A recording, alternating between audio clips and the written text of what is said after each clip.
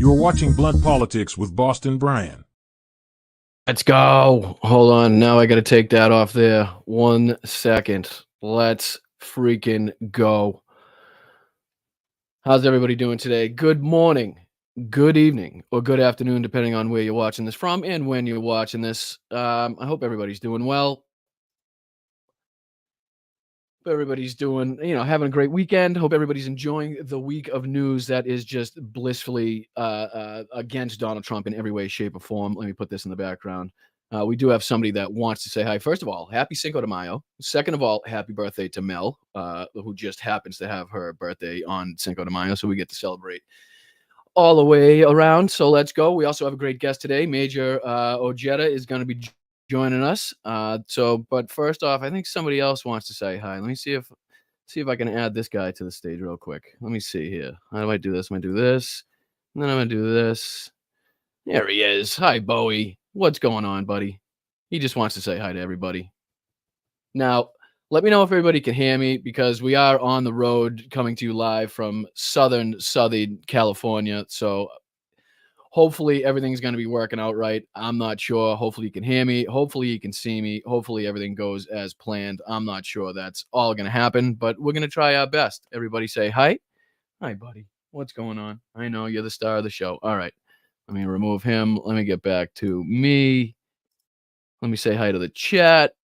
How's everybody doing? Salty. Let's go. Seth. Mom, 2 Huskies. Cynthia. Let's go. Seth. Tanya. Jess. John. Kath. How's everybody doing? Turpy's in the house. Corey's in the house. Rosebud's in the house as usual. Locomotion. Harry. How is everybody doing? Moon Girl. How are you? PB. How are you? Amos. Is everything looking all right? Is everything sounding all right? Let me make sure that's where everything should be before I start complicating the show. How we doing? Give me a thumbs up in the chat if everything sounds all right, if everything looks all right. I got a new camera. I'm sure it's probably not the best idea to be trying it out on the road for the first time, but we're going to see how it goes. Also, a new microphone. So I don't know. Somehow I have a better setup on the road than I do on... It's blurry for you? Let's see here. How would I fix that? You are blurry. Well, that means that I've never looked better, to tell you the truth. How the hell would it look blurry? I have no idea. What does that even mean on my end? You are slightly... Audio is good, but image is blurry. I'm going to go ahead and guess that's down to the Wi-Fi here. But I don't know. My phone says I have good Wi-Fi. My camera says I have unstable connection. So which one you choose to believe is up to you. I have no idea. Low video res. What the fuck am I going to do? Now we're going to do the whole show blurry? That's not going to go well. Let's see here. Let's see if I can go to maybe this. Is that a little better? Any better? Worse? 480? Why the hell would it be 480? I literally just got a new camera, which is supposed to be better than the other one, yet somehow I'm more blurry than I was before. So, background is okay, but I suck. Is jerky, could be bandwidth issue. All right, let me see if I can get rid of this. I'm going to get rid of that. I'm going to get rid of this. Check video settings. All right. We'll do it on the fly. Camera, video settings. I'm in full definition.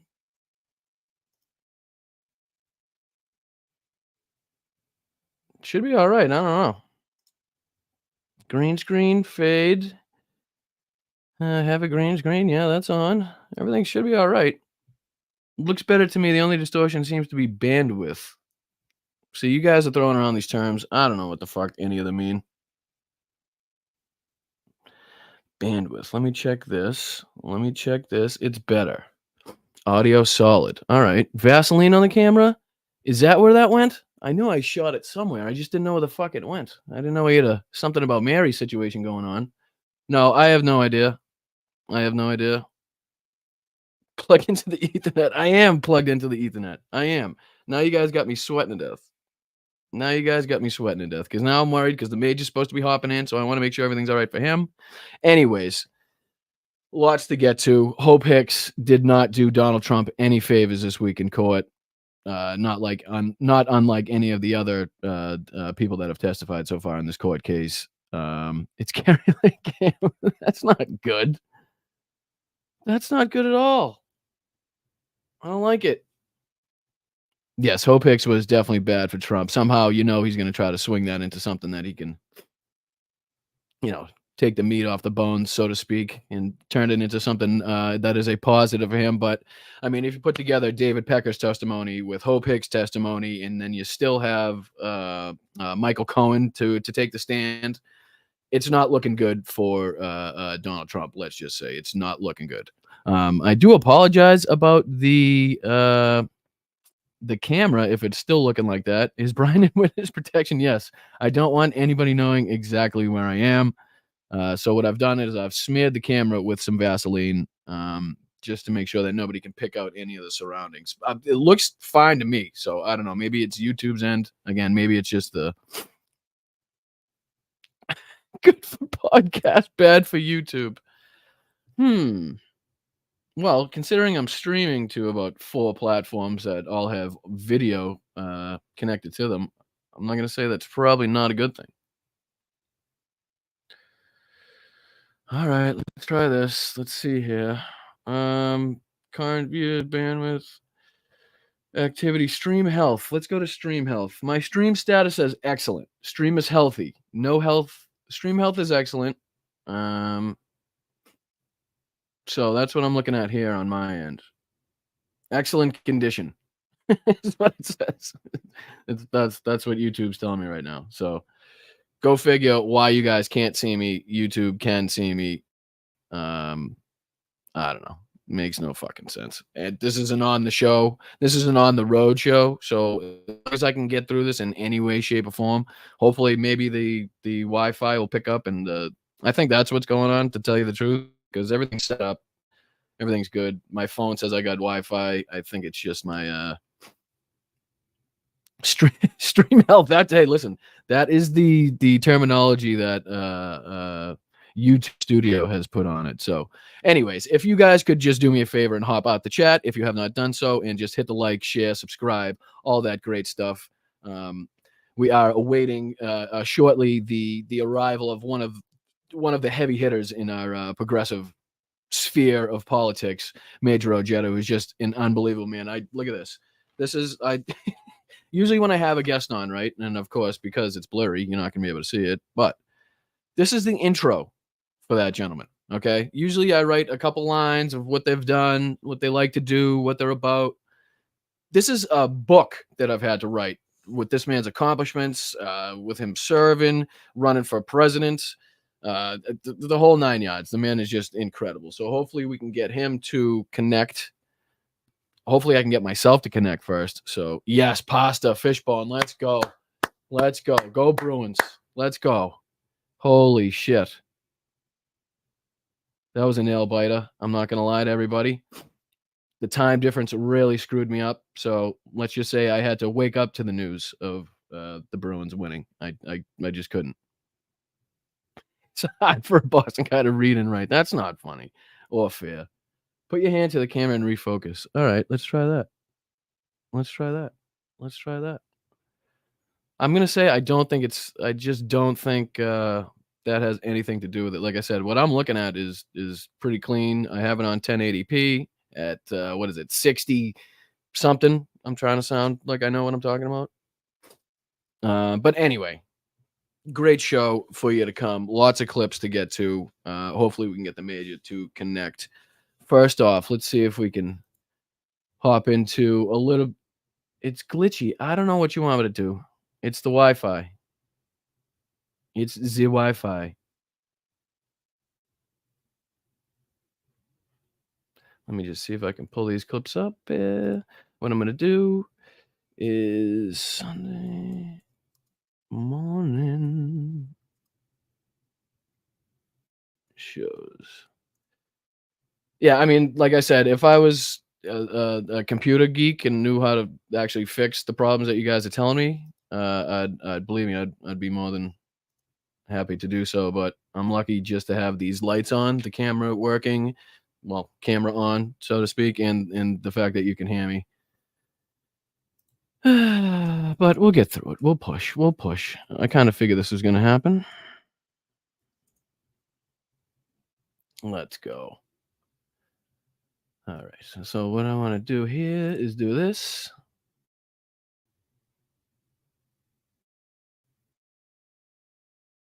Stop this. I'm going to pause this, open this, share the screen. Actually, you know what? I feel like that's not going to be great if I try to do that, but we'll try it. We'll give it a shot. Share screen. Here we go. Let's see what happens. Let's see what happens. It's there. Put myself here like this. And then I'm going to do this. And let's see if we can get into this right now. Extensively covered Hope Hicks over the years, wrote a great profile for Christie Greenberg is a former deputy chief of the criminal division for the U.S. Attorney's Office in the Southern District of New York. She was at the courthouse today, and they both join me now. It's great to have you here. Let me start with you because you were at the courthouse, and you walked in and got on set, and you were like... Yeah, for those of you saying... So I think I'm having the same problem that Hal was having the other day when he was in the hotel. I just think it's a Wi-Fi issue, honestly, to God, because it seems like what you guys are saying, the more I move, the more it lags, which is exactly what's going on. Listen, honestly, if it fucking gets worse, I'm shutting it down because I'm not dealing with this bullshit, to tell you the truth. If you really want to know about it. So if it's too glitchy, let me know, and we'll let you enjoy your fucking Cinco de Mayo. Like, whoa, what a day. It felt, again, we're reading this in real time for people that are in the room. We don't have cameras. We don't have a transcript, but it felt that way just getting the little text dispatches. What was it like in that building? It was incredibly powerful testimony from Hope Hicks because... Now, I love the fact that even though we don't have cameras in the courtroom, you can tell by the exasperation of the people that were in the courtroom how, you know, moving and how detrimental to Donald Trump's case this testimony actually was. So let me try to stop moving as much as possible. Yeah, it's amazing that we can still get the feel for it, even though we don't have cameras in the courtroom, because of the great reporting from, you know, a lot of the people on Twitter, a lot of the people on the Sunday shows here. Lawrence O'Donnell had a good piece. We'll see if we can get to. But yeah, it's thank God we have this, because I don't think a lot of people would understand just how impactful the testimony of these people are that spent years with Donald Trump, that know the ins and outs of Donald Trump more than anybody. Come on. Before she even got to kind of the meat of it, she had said so much. Correct. She's absolutely no hero, Kelly Innocent. Correct. She was, she enabled Donald Trump. I think the quote that Lawrence said was, we only get monsters like this because of people like Hope Hicks and the others that enabled him to get away with murder, so to speak, for so many years. So many nice things about Donald Trump just to start. You know, he's a master at branding. He knows communications, and like a lot of really kind of obsequious comments, you know, in showing that she still cares for the guy. So then when she starts making these statements... It still shocks me to hear that any one of these women, I mean, I guess to a point she owes something to Donald Trump because of the position she held at the White House and at the Trump organization, and some of the, let's say, opportunities she got from that. But the fact that these women still have any connection or any love or any respect for Donald Trump is somehow just, it doesn't make sense to me at all. That are damning to the defense's case, it has that much more power. She's not like the sleazeball lawyer who's got these sleazy tabloid clients or the tabloid journalist. Like, she's somebody who cared about him, and yet she is just, you know, there was the call moment where in 2018, there's a conversation that it's her and Trump, right? He's the president of the United States at this point. Yes. He's working for him in the White House. Yes. And Michael Cohen says, it has gone to the New York Times and said out of goodness of my heart, just Goodness of my heart, I love that, and I love the fact that she corroborates that Michael Cohen's not the type of man that's just going to come out of pocket with $130,000 of goodwill and charity for Donald Trump, and without expecting to be paid back without any involvement or the instruction of Donald Trump. Daniels and Donald Trump as well. This would have been really damaging to come out during the campaign, and it's coming out now and not then. And that was the last question from the prosecutor. And it was just a mic drop moment, like jaw-dropping moment that she had said that. So it was a It seems that we're being attacked by the deep state. It seems that the Russian trolls and the people that support Donald Trump don't want any of this to get out. Or it could just be the Wi-Fi. incredibly powerful. Just to follow up on that, and she started crying after she said that, right? Like all this sort of tension in her gets released at that moment. Exactly. Like at that point, I still don't quite understand the breaking down crying part. I mean, it doesn't make sense to me that you spent so many years with the man. You know exactly what he's about. You know exactly why he did what he did. If anybody knows the nastiness of Donald Trump, it's the people that work with him behind the scenes. So it doesn't make sense to me that is she upset that she's sinking the man, even though she knows he's an asshole and deserves every bit of accountability that he has coming to him. I don't know. Doesn't make sense to me. The cross-examination starts, there's like a question or two about like, when did you start working at the Trump organization? And that's when she starts crying. At least watching it, it did not seem like that was the question that made her cry. I think it was the fact that she knew she dropped this bomb, and that the weight of that really, in that release, as you say, she must have known prior to going in there that what she had to say was not going to be good. And would you say you're losing audio now too? Wonderful. Perfect. It's exactly what makes a good stream is with no audio and a blurry video. So just see it in her expression.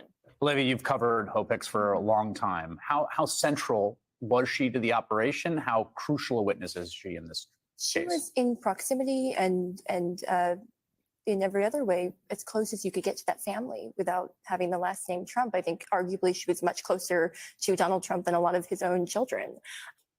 Not surprising, considered he went months on end without speaking to his children and actually had more involvement with some of the females that he wasn't married to than the females he was married to. So not very surprising that some of the females who I think Outtakes was also a teenage model, which fits right in line with what Donald Trump would be seeking for people working in his company. She was Probably around all edges the out time. Tiffany. I think. Just saying. Probably, yeah. She was a lot closer than a lot of the children. She was around all the time. She started at the Trump organization and became very close to Ivanka and sort of built her reputation there in the family. And then found herself, it's sort of this comical, almost like dark sitcom. Donald Trump said, "We're going to Iowa." And she said, "What do people wear in Iowa?" She did not intend Clothes. to work on a presidential. Typically clothes for, to keep you warm, just like they would in any other, like what ridiculous people work for this guy. Campaign and did not intend to work in a White House. It was not her dream. And yet she ended up there in this incredibly toxic, ultimately violent environment and saw a lot and has a near photographic memory, even if that did not always come through in her testimony. And I think it was probably very hard for Trump, if he has emotions, to see her in that position. She's not Michael Cohen. Yeah, there was a report. I mean, Lawrence said this when we played that in the open, that there was sort of avoidance of eye contact. She said she hadn't talked to him since 2022. It seems to me like there are two key parts of the prosecution's case that Hicks helps the prosecution with. I think she corroborated a lot of what the other people that testified in this case or that will testify in this case had to say. I mean, obviously that was the reasoning that she was brought into the stand and the why she helps the case against Donald Trump in this position. One is, was this about the campaign, right? Because that's key to the motive. And the other was this being done by other people or did Trump have a role? And my understanding is the testimony spoke to both of those. But on the second, you talked about the first one. On the second one, like, it's pretty clear from her testimony, at least, according to her, that he was involved. This was not an off-book operation freelanced by Michael Cohen. Exactly. Pardon me for a second. I just got a couple text messages from the Major. I guess the link that I sent hadn't gone through. Let me just make sure that I can get him the link again. And if he's watching, sorry, Major, I do apologize. I thought I had sent it twice, to tell you the truth. Let me get here. I'm going to go into here, all of my sent emails. What's good is when you do this on the show for me. So I'm going to copy this again, copy the link. I'm going to send it in here, paste it in here, send it over. No, I'm on now. Thought you had received. My apologies. All right. So now that I'm sweating to death, and that Major is, I think, received his, and I'll even send it again in the email, my friend. Again, in case you're in the viewership, let me resend. I'll forward this to the same people. Separate. I send again. All right, sent again. So let me know if that works. Let me know if anybody has a tissue for me right now, because I'm sweating it. All right, continues. Right. And so she talks about the fact that when the inquiry first comes in, before the Wall Street Journal publishes that the National Enquirer is trying to, squash this story about Karen McDougal, when that inquiry first comes in, Donald Trump goes to Hope Hicks and says, "What did David Pecker tell you?" Right. And that's significant because he wants to make sure that David Pecker is sticking to the story. This was a legitimate. This is what a good girlfriend does when you're sweating to death in Southern California and you're used to Boston weather. You get a nice towel brought into you. Thank you, Mel. I appreciate you. Business contract with Karen McDougal. We wanted her on the magazine covers. Right. We wanted to make sure that, that he wanted to make sure that the contract, which just says that this was a legitimate business opportunity, promotional opportunity. Although, to be fair, the weather here is not unlike what I left Boston, to tell you the truth. I did have to break out the sunglasses once yesterday. But strange weather seems to be happening in California lately, or just when I'm here, who knows? Pecker was telling that story because Hope Hicks is in the dark. And then after the article is published, this is the Wall Street Journal article. The Wall Street Journal article. After it's published, this is now a few days before the election, November 4th, 2016. After the article is published, what does Donald Trump say to Hope Hicks? How's it playing? How's it playing? That's what Donald Trump used to ask everybody when he slips something into the media sphere, and he wants to know how it's being received on the other end. He wants to know how is my lie actually being, received as the lie it is, or, have people found me out a little bit? That's I think that's what he means by that. That's what he would say whenever he wanted to find out how something was being received in the press. Again, related to the election. Now, she also testified, as you mentioned in the opening, that, he said maybe make sure the newspaper doesn't go to Melania. And that's also fine. Like, you can have both purposes so long as the campaign is front and center, which it clearly was, and which Hope Hicks testified that it was. But again, like, his focus was. Which, again, is central to what this case is all about. Proving that this was all about the election and in enhancing his chances in the election, and him knowing that this was to hide from the American people in order to benefit him in his chances in the election. That's what is essential to this case, in which what she's corroborating, what Michael Cohen will corroborate, what David Pecker corroborated. I mean, it's not looking good as far as Donald Trump's going in this. Was also on getting David Pecker's phone number after the article came out. He asked Hope Hicks, "Give me Pecker's phone number," and then afterwards says, "It's all good. Like, we talked, it's all fine." Right. So he's good, which is what Pecker testified. How's our girl? Again, yes, this corroboration of what we've already heard from Pecker, again, showing Donald Trump is right in the center of this. Again, hugely important to the case to show that Donald Trump was central in this. Everything was done at the behest and with the knowledge of and at the direction of Donald Trump, as Michael Cohen was saying in Congress so many years ago. And Hicks, part of what was Yes, Margot, you did make the live. Whether or not this is the one that you're going to be happy that you made, I'm not sure, but you did make it. fascinating to me, again, as I was sort of reading this through our internal Slack channel, is that, again, it was a reminder of the sheer chaos and crisis and almost tipping point moment of the Access Hollywood tape, and the fact that that article that does come out before the election ultimately ends up spaced out enough that it would, like, if that had come out the day after Access Hollywood, or 2 days after, or 3 days, like, that could have been it, right? I mean, you were there covering it. That could have been it. Yeah, they got sort of lucky with the timing of that. And also remember, at that time, it's easy to forget now. I think I've repressed a lot of it. I think most Americans have. It was one allegation after another. It was more than 24 allegations in the end of some sort of sexual misconduct or impropriety. And it was just one thing after another. They're running against Hillary. Man, it's amazing how many instances of sexual misconduct seem to just keep popping up in Donald Trump's background and in Donald Trump's life. It's almost like it's a thing with him. It's almost like, you know, he seems to be a serial misogynist. It seems to be something that's very deeply rooted in his lifestyle, let's say. Hi, Super Saint. It's not like they think that they're going to do well with women voters overall, but it's just this sort of torrent of negative information, and this is yet another thing. Let me ask you about the moment when Hope Hicks cried. I understand you. Mel, the Major says it's asking for a YouTube password. Is there any way for him to hop on without having to sign in? I don't know the answer to that question. Let me go to the settings. Let me go to guests. I could take away. Yeah, I think. Try. Yeah, I'll send another one over. Tell you the truth.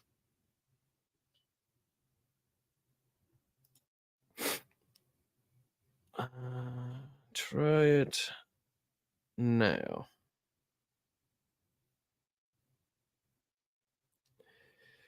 If not, I can send a new link. Again, my apologies. Yeah, I usually have them authenticate just in case anybody else gets a hold of the link and decides they want to crash the show. So let me just work on that with the Major. Keep this going. Let me see if he can get through. Now that I know that he is messaging me, I will be right on top of it, sir. You've been doing some reporting about that.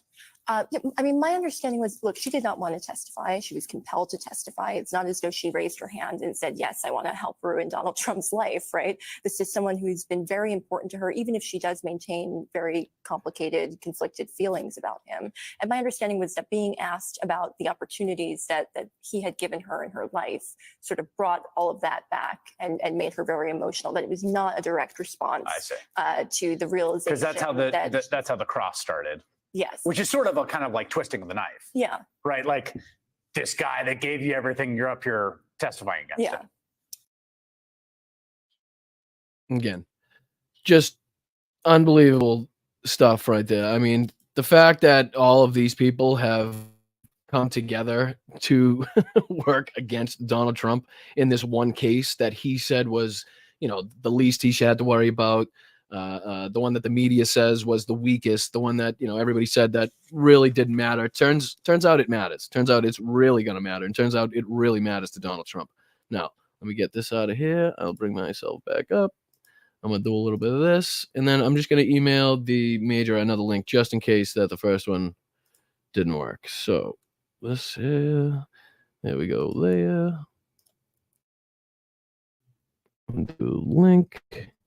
Of course, the first one probably went to spam because everything I do is considered spam. All right, Major, if you're watching, I sent you another one to your email. Sent another to that email, sir. All righty, let's see. I'm going to take this one off. I'm going to take that one off. I'm going to go here. All right, how's everybody doing? Now, just curious in the chat, does the camera look any better? Does the video look any better? I know it's probably gonna be a little glitchy, just because of the Wi-Fi issues, but you still should be able to hopefully make me out in the background. That would be fucking fantastic if you could at least tell that it's me speaking. That would be great. Hey, caveman, how are you? Diane, how are you? Dragonflyer, how are you? Ooh, Jess, what's going on? Let's see here. Hello, stopping by to say hi and send love to you all. We're doing pictures for prom. Have a great show. Keep speaking your truth. Oh, have fun at prom. Let's go. Proud mom moment. Let's go. Congratulations. All right, so as we're trying to get the Major to get on here, because like I said, I did have the guest thing, so he should be all right now. He shouldn't have to authenticate, at least, unless that's a YouTube thing. I don't know, because I don't even know what the password would be, to tell you the truth. It didn't give me a. All right, the video is way better. All right, that's good. All right, so we might as well take blurry, but don't worry about it, Brian. All right, Don, I appreciate it. Like I said, there he is. The man, the myth, the legend himself. I do apologize for that. Now, I was explaining earlier, sir. I see in when I go to do an intro for somebody, usually it's like a few lines, right? Usually I have to do a few lines. This is the most amazing piece of intro that I've ever had to do in my life. The stuff that he's had to do. All right, let me bring him in straight off the bat because I feel bad that he's been waiting. Add to stage. Do this. How are you, sir? How's everything? Wu-Tang. Yeah. Life is good, my I brother. do Life is apologize. good. No, I'm inspirational, man. on location in Southern California as opposed to Boston, so I have my travel set up, and I'm trying to get a new camera to work along with the new microphone. I'm all still good. new to all this, so I do appreciate your patience. I apologize for that, but It's all good. let me before we hop right into it, I just want to get into just a little bit of this. All right, so born in Minnesota, grew up in Logan, West Virginia, served 25 years in the United States Army, rising to the rank of major, serving in the 10th Mountain Division, the 20th Engineers Brigade, has 2 Bronze Stars, 2 Meritorious Service Medals, 7 Army Commendations, 5 Army Achievement Medals, 4 Overseas Service Ribbons, 4 Meritorious Unit Commendations, a National Defense Service Medal, Afghanistan Campaign Medal, Iraq Campaign Medal, Humanitarian Service Medal, Korea Defense Service Medal, father of 3, earned an MBA at Webster University, was in South Korea, Honduras, Jordan, Haiti, Afghanistan during his service, has amassed 155,000 Twitter followers, ran a campaign for president, served in the West Virginia Senate representing the 7th District from 2016 to 2019, and I could literally go on and on and on. Just an absolutely remarkable career for somebody that looks young and fit and is in shape as you do, my friend. So congratulations on all of that. Not to mention the turnleftpack.org, which is a great organizations that you represent. If you want to start off, can you tell us just a little bit about the turnleftpack.org and what they do and how people can help out there? Well, the turnleftpack.org organization is what we're trying to do is we're trying to find candidates out there and support candidates by going after people like Carrie Lake, by going after people like Ted Cruz. We have billboards in Colorado busting Lauren Boebert out, and we are supporting Ike McCorkle, who is actually leading Lauren Boebert in the 4th Congressional District. Turnleftpack.org is going to do all kinds of stuff. You know, we're a new organization. You know, we want to get to the point where we're helping people all over the country be able to flip seats from red to blue, and that's one of the things that I like to do.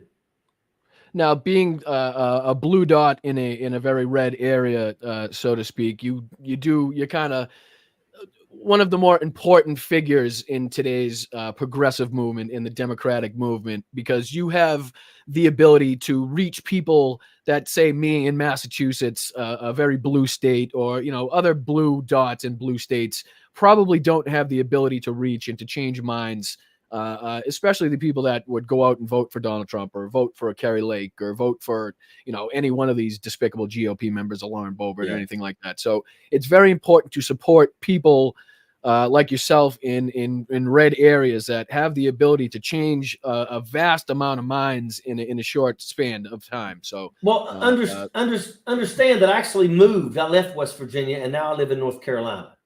still not much different, but no, but I will tell you, when I was that blue dot in the red state, I mean, it got to the point where, it's so sad when you realize that states like West Virginia is a beautiful state. It's got some great people in it, but it also has a lot of people that are very easily duped. It's a place where, anytime from the moment that they ever started talking about green energy, talking about solar and wind, the moment that conversation took place, the coal operators told all the coal miners that if we ever allow wind power and we ever allow solar power, it's going to kill your jobs and you're going to be starving to death. And they basically painted that horrific picture. And it's convinced so many people to absolutely vote literally for poisoning your water, because that's what these coal operators do. For poisoning your air, because that's what they do. They want you to literally stay in a time, to live back in a time. And make no mistake about it, if they could go back to the days where they could keep all the eyes out of West Virginia, they'd run it back to where it was long before anybody ever did anything for West Virginia. Understand, it wasn't until JFK, John Kennedy, came to West Virginia to try to win the nomination for the Democratic Party, where when he come to West Virginia, southern West Virginia, he had cameramen, and they started taking photographs of things like outhouses and people not having running water in their homes. And that's what ended up happening. And that's really what let the cat out of the bag. And it actually changed West Virginia, because it showed that they've been keeping this place secret. And they said that they were doing it for the poor, toothless, inbred people of West Virginia. Right. That's how they painted it. But the truth is they were basically exploiting the people of West Virginia. It's amazing to me how counterintuitive it is to worry about wind killing the jobs that is slowly killing the people working those jobs anyway. I mean, when you're working in coals, you're in the mines and doing that type of work, it's every day is killing you a little more and a little more. And especially in places like West Virginia, where education has historically always been an issue, infrastructure has historically been an issue. I mean, these are the places that could really thrive if they got behind a Democratic candidate or a bunch of Democratic candidates that want to change the infrastructure, that want to make, like you said, the take out the lead pipes and make sure that the drinking water that you have is safe to drink, and the food bring that you capabilities. Eat doesn't have.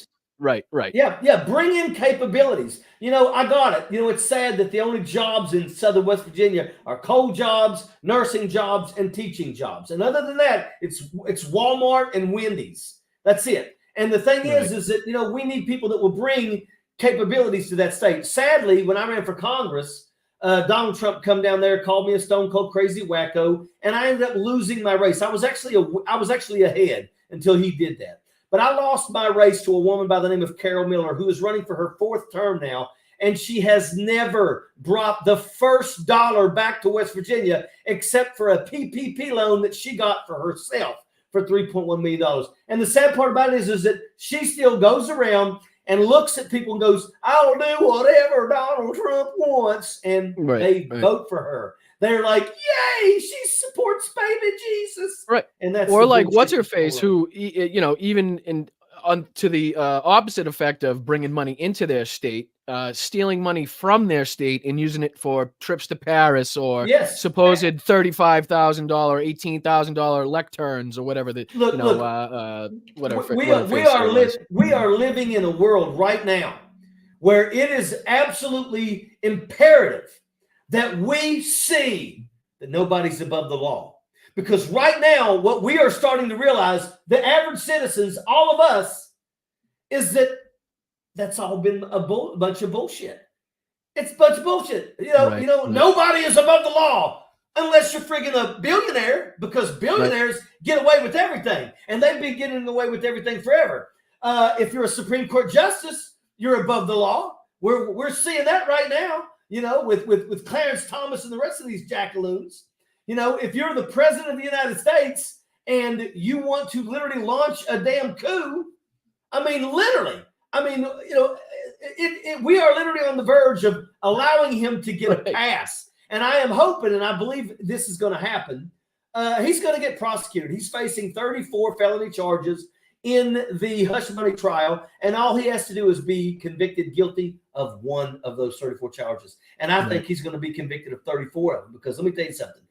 Alvin Bragg and the prosecution team are doing a phenomenal job, and Donald Trump's team can't even keep him quiet. They're trying their damnedest just to keep him, to make him shut his mouth. And every time he walks out of that court, he basically perjures himself. He basically goes against the daggone gag order. And it's amazing to me that every set of lawyers he has ends up the same way. They end up just wanting to get the hell away from the case, get the hell away from Donald Trump as fast as possible. But they all come into it thinking that they can control him. You know, like the German government thought they can control Hitler. All right, we'll just make him chancellor, and then we can, you know, kind of control him from the inside. That way he doesn't do any harm. And then it never ever works out that way. And yet you have these idiot lawyers that go in thinking, all right, I'm going to be the one that's going to be able to get this guy out of his mess. I'll get the fame and the fortune from it, and I'll also be able to control him when he's in front of cameras.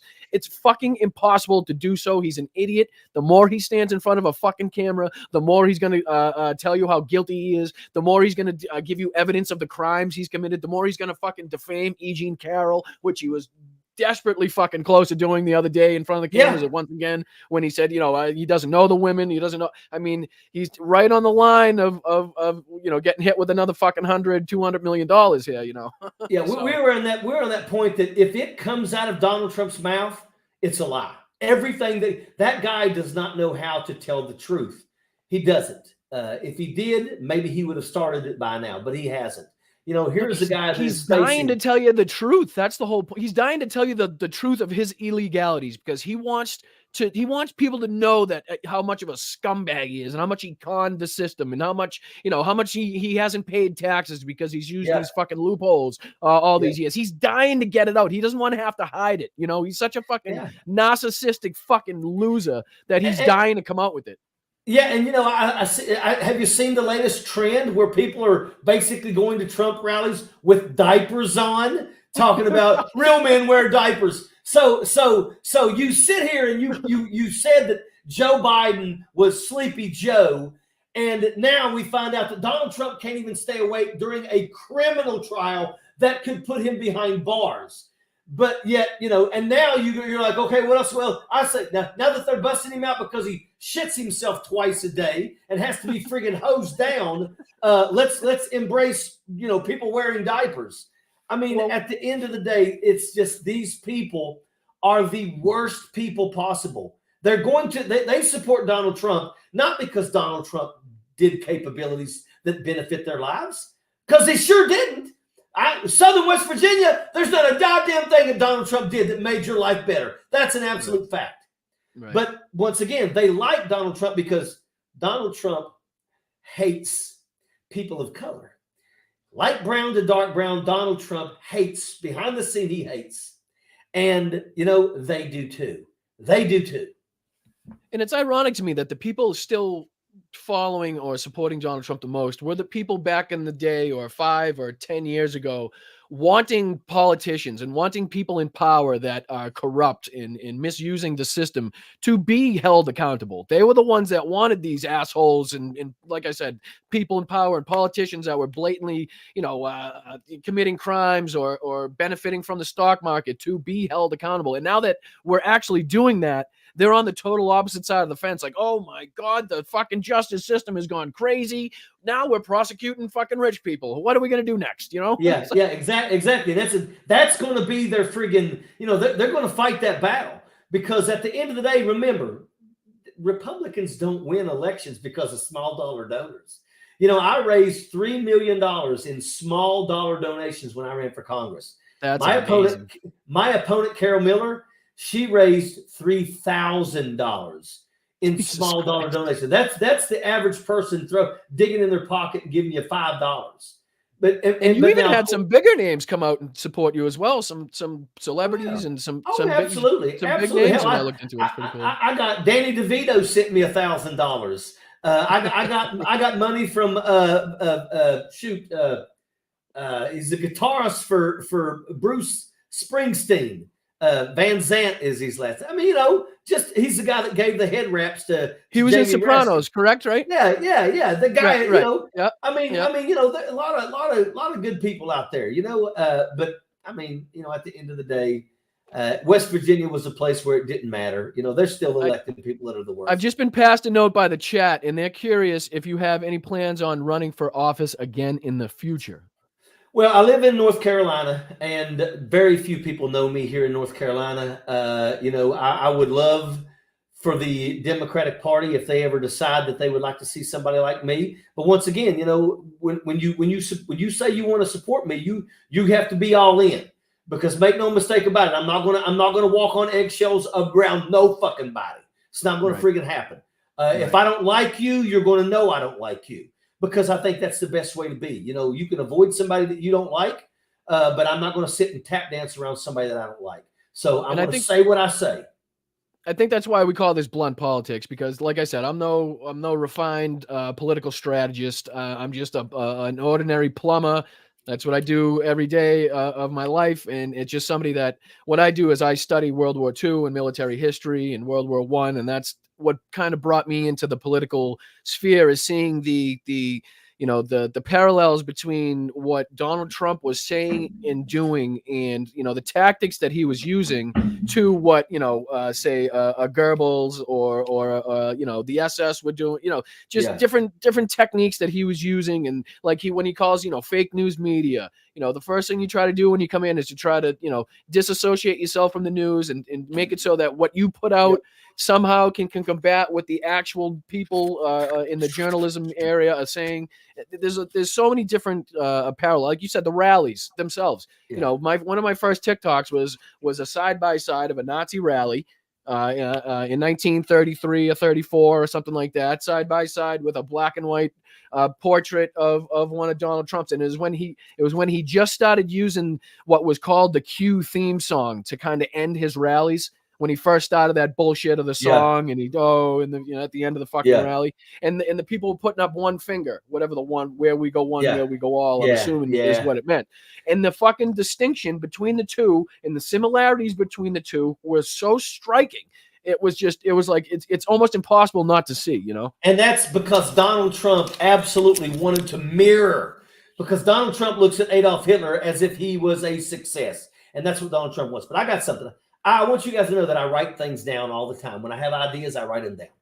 And I've actually got a list of things, and I keep a list. I always keep a list of things that if I was in power, this is what I would do. All right, I'm going to read them. Is that okay? Absolutely. Okay, so number one, a national teacher salary. If we paid teachers the way we pay the military, so if you're a private stationed at Fort Drum, New York, you make the same amount of money as a private who works at Fort Huachuca, okay, on the other side of the country. The only difference is that there is a cost of living allowance. So it's more expensive to live here than it is to here. So you're going to get a COLA, cost of living allowance, that's going to be worth a couple $100 on top of what you make, because the rent is higher and the food is higher. To offset the difference, right? With teachers, what you have is, if you've got teachers that live on the border of your state, and right across the border, they pay teachers $8,000 more a year, we can't keep you in our state, because you jump over to the next state and you work over there because you're going to get paid. And places that are poor, places like West Virginia and Alabama and Mississippi, all their good teachers leave.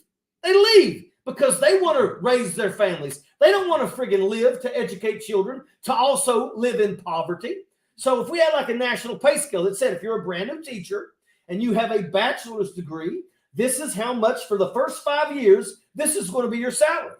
And there's bonuses that can be in there for certain things that you do. And then after 5 years, you're going to get an upgrade to the next pay level, because you put in 5 years. And then in 10 years, you get a bump up. Another 5 years. I mean, at 10 years, at 15 years, Right. and at 20 years, it's a bump up. But at the end of the day, it keeps everybody. There'll be a cost of living allowance included, but it keeps teachers in the areas where they grew up, Right. where they can help inspire these kids to do better. So that was something. Descheduling cannabis, which is now going to happen. Strengthening union support. I'm a huge union guy. I think that if you've got a job out there that doesn't have a union, you're screwing yourself. Unions give you a seat at the table. Unions fight for safety on the job. Unions fight for better pay. And that's why it's important to be unions. Why do you think people that own companies don't like unions? Because they don't want you to friggin' be telling them that you need things done, that they got to dig out of their pockets to create some safety. There's a reason around they'll you. close the store first, Exactly. rather than let you unionize. Exactly. Obviously, veterans care. I'm going to be big with that. Pro corrections. Let me tell you something. A police officer will deal with an asshole for 3 hours. Corrections deals with that asshole for the next 3 to 35 years. And let me tell you something. Corrections deserves, but there should be a national pay scale for corrections, and it should be a 20-year retirement, just like the military. When you're finished at your 20-year mark, you start drawing your retirement, because that is a rough job, and those people get into physical altercations every single week. Some of the stories, my cousin is a correction officer down in Florida, and some of the stories that he could tell you with feces and the whole 9 yards, right, will scare the Turn your shit out of the stomach, average person. Yes, it will. Term limits on SCOTUS, because now that we know the Supreme Court is in the pockets of friggin' daggone billionaires, slap some term limits on their ass. And oh, by the way, I want you to know that I've been also speaking with Congressman Swalwell about doing just that. If the Supreme Court plays this bullshit game and they want to friggin' protect Donald Trump from the crimes that he has committed, the moment that we take back the House of Representatives, there will be legislation that's going to put term limits on SCOTUS and probably make it like 12 years you're out, and that way get rid of Carolyn Thomas and quite a few of those other jackaloons. And then the next president, hopefully Joe Biden, can fill those voids. Let's go. A code of ethics for the Supreme Court, which I believe without a doubt they're that they have to follow. That they actually have to follow. They got to follow. Right. If you're found basically taking gifts, my right there on my wall is my oath when I was a senator in West Virginia, and it talks about not taking any items from anybody, because that's the easiest way for you to be bought and paid for. And we now know that they're taking it.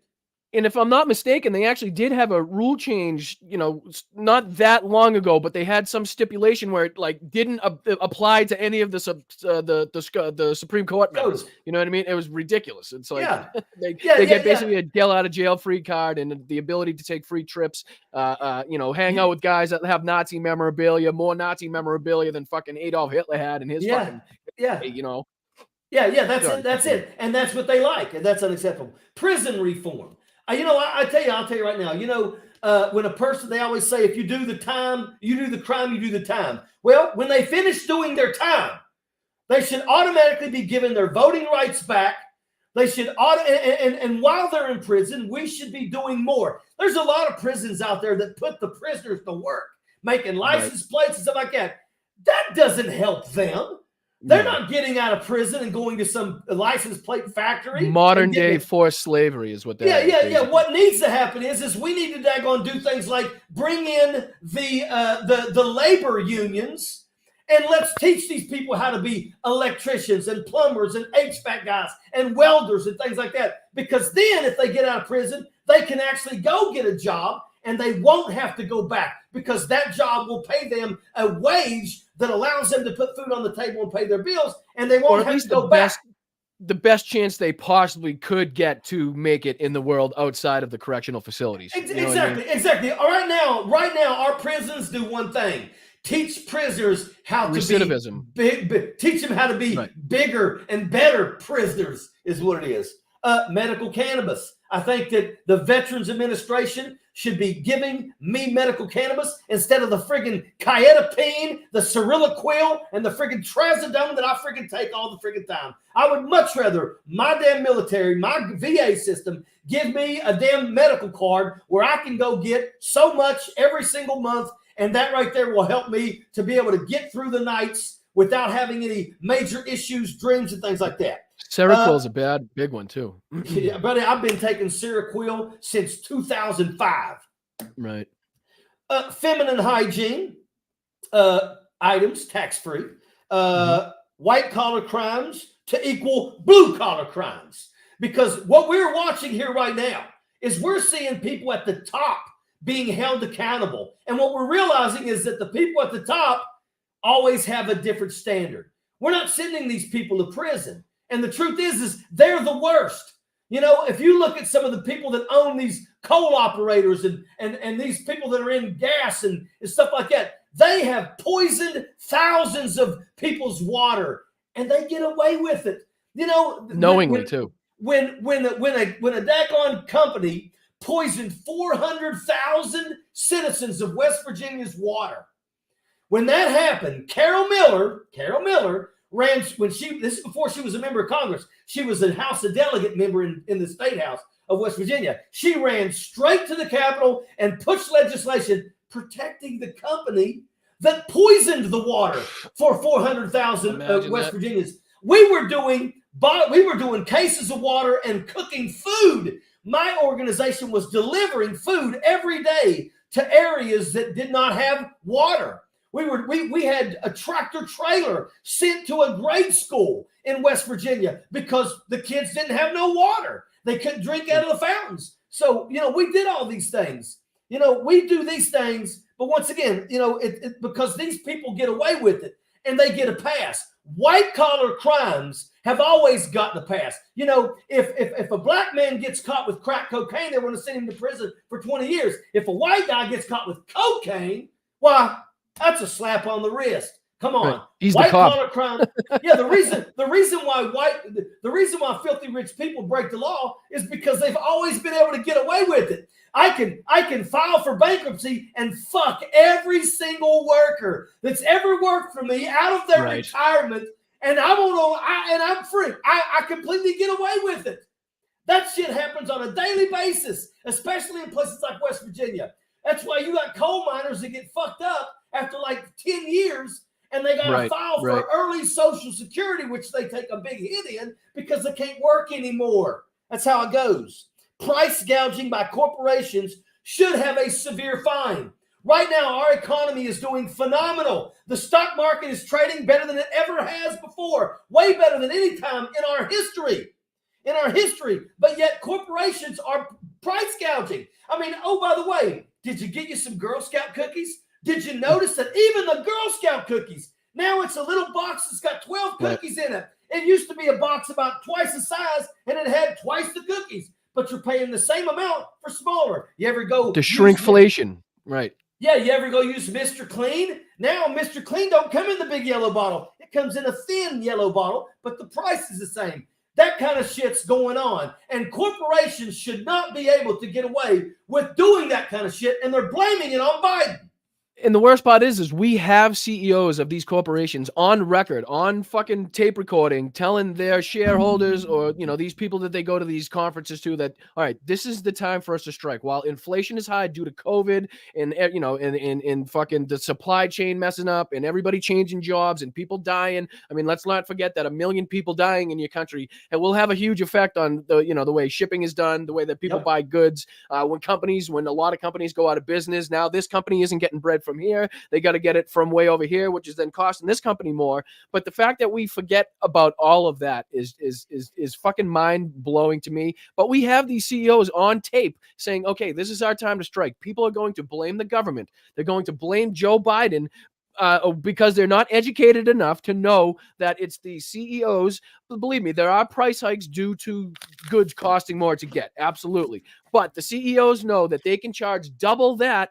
And you going in there have to buy that toilet paper, have to buy that milk, have to buy those eggs. And you're going to blame Joe Biden like you do fucking on the gas that he has absolutely nothing to do with. Exactly. 4 companies control between 55 and 85% of the meat market. 4 airlines control 80% of all air travel. 3 companies control 92% of the soda market. 3 companies control 73% of the cereal market. Once again, do you know that was one of the biggest shocks in my adult life is finding out that the web of companies that you think are actual companies all just fucking somehow filter back to about 6 or 7 big circles of conglomerates that put out these little fucking things so you think they're competing with each other. Oh, I'm not going to buy that one because it's competing with that. They're both owned by the same fucking company, so it doesn't matter which one you buy. And this was a great meme, and it said, do you want to know how come nobody really knows about all this? Because friggin' 6 companies control 90% of the media, and they're not letting the people know what the hell's really going on. And that is an absolute fact. And that goes to show how important messaging is, though. You know what I mean? Because this whole, I mean, look at what Donald Trump's trying to get the American people to believe. They're only coming after me because I'm standing in the way of them coming after you bullshit. So let me ask you a question. How many of his fucking followers have been in a position to steal top secret documents from the White House and then, you know, not give them back when NARA wanted them, and then to obstruct the investigation into that, the taking of those classified documents? Which one of his followers is going to be on the fucking hook for that shit? And also understand that this is the double standard that we're talking about. Because I'm going to tell you that in the last 2 years, with all this stuff coming out about the classified documents, there have been at least 3 people. One female that was caught with one single document was given 5 years in prison. You had another guy who was caught with, he was sharing it on a video game. That was the guy up by where I live, Cape Cod, Massachusetts. That guy gets like 16 and a half years. Then you have another guy who actually sold documents to a Chinese agent, and he got $42,000, and he's actually getting prosecuted now. He is going to get 35 years in prison or more. But once again, if you look at Donald Trump, first off, we now know that there were documents that were hidden behind a room that you could open with the coat hanger. We also saw the documents that were stacked to the ceiling in the bathroom. So think about that. Hey, go to the bathroom, lock the door. It's the second box down on the far left. Open it up, go to friggin' so-and-so, and this is where the document is that you're looking for. It's the one next to the one with the cocaine on it. You want to move that box and look in the next box. That's the one you want. And we have the former Australian Prime Minister who testified, the Trump employee that testified that the former Australian Prime Minister, while he was driving them back to the airport, overheard him talking to his aide saying, Donald Trump showed me was talking about the classifications of the nuclear submarines and the capabilities of the nuclear submarines. And I can get them. Right. Listen to that. Listen to that. Donald Trump was freely discussing our classified information, nuclear capabilities. Look, if Donald Trump thought, well, I have a that letter that Kim Jong-un wrote, I really want to take it because it's sentimental to me. Right. Okay. Let's say he's talking sentimental. He took, and that's what the Sox case would encompass. The Clinton Sox case that they always talk about, that would encompass that. Your private notes, your journals, your little recording of your private, that type of stuff. Not what actually belongs to the government. Donald Trump had like 75 full boxes filled with documents. That's not daggone sentimental. He went through there and found shit that he knew that he could sell to somebody. Mm-hmm. And I will tell you, when this is all said and done, it's going to come out that he did sell and give items to people. I held a top secret security clearance. And I'm going to tell you, when I received my top secret security clearance, you learn that if you so much as even muddle the wrong thing outside of this skiff, you will find your career in the trash, and you will go to Leavenworth. And the house will be brought down upon you. They will spare no expense to make sure that you know that you fucked up by bringing. And what you said is very important. The skiff. There's a fucking place that people are supposed to go when they have a security clearance in our government to view and to see, and there's protocols that they must follow before they enter the skiff. There's protocols that they must follow when they exit the fucking skiff after seeing that information. If that's not followed, that is there for a very specific fucking reason, to keep this information where it's supposed to be. And the bathroom is not a skiff. The stage in the ballroom is not a skiff. and Donald Trump absolutely was cavalier about just put him everywhere. And then the only time because he his golf tried clothes, his golf Yeah. shirt was in that box. He had to take it, of course. Yeah, that's absolute bullshit. But once again, Donald Trump was completely okay with that, with allowing those documents to be around like that. There's one document on the stage that has a big black spot. That's actually blocking out a person who was getting a photograph. Do you think that person didn't know that those were classified documents? Why would he get behind a bunch of boxes and go like that? Yeah, because and then as far down to the pictures that they have of the boxes spilled over, and you can see the actual red border on the documents, which means it's not copied, which means it's the physical, the actual document, its fucking self that he removed. Right. Yes, classified documents. And let's not forget, we're not talking about. It goes back to when Donald Trump revealed the where the storage compartment for the ammunition was on the brand new aircraft carrier that we had. Remember, he said, probably not a good spot to have the ammunition right below the conning tower. It's like, you stupid motherfucker. I can tell you that I bet you that they were absolutely excited when Donald Trump finally just stopped coming to the morning briefings. The morning briefings are put together for the president of the United States. That they had to add his name into just to get him interested, to get him to read it. They had to insert his name into places it shouldn't be, just to get him to continue to read the fucking document, Yeah, but in the end, he just stopped. I don't give a shit. I'd rather sleep. This is a guy that is the laziest person to ever occupy the chair. Here's a guy who is bitching about they're not letting me campaign. They're sticking it to me. No, you're being held accountable for the crimes that you've committed. He's on the golf course during that free time, though. You know what I mean? You have the fucking free time that you have, because Wednesdays is Judge Merchan's day to take care of his other cases. Basically, that's right. You're spot on right. But once again, Donald Trump talks that game, but then when he finally gets a day off, he's in the golf course, because Donald Trump doesn't really give a shit. Donald Trump knows that he's got a significant amount of people in this country that are friggin' absolute, just as dumb as a damn stump, that steal today. Because I'm like, you know what?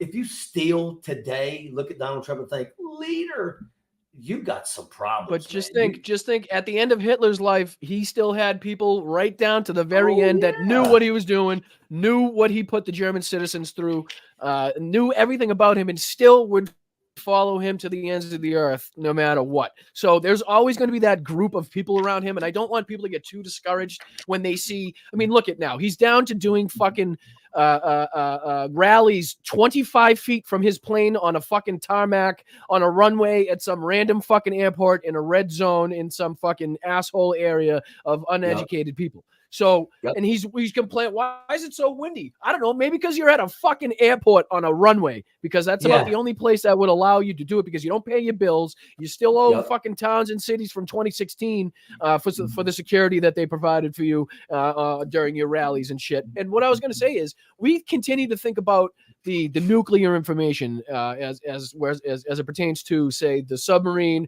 or where the ammunition is stored on the aircraft carrier. But there's also human intel, human people that risk their fucking lives in the most dangerous places on earth to get us this information, that rely on the fact that we have these protocols in place that will not allow their names, their actual fucking identities, to get out there, that would put them in more danger than any American could possibly even imagine in some of these fucking places too. But so these also, are human lives being risked by Donald. You're spot on. But also remember that in the beginning of Donald Trump's presidency, Donald Trump did ask for the list of all of the spies that we had that were working for us. And after he was given that list, all of a sudden, within the next 2 months, there was a significant amount of people that were working for us as spies that were compromised, that went missing, that were killed.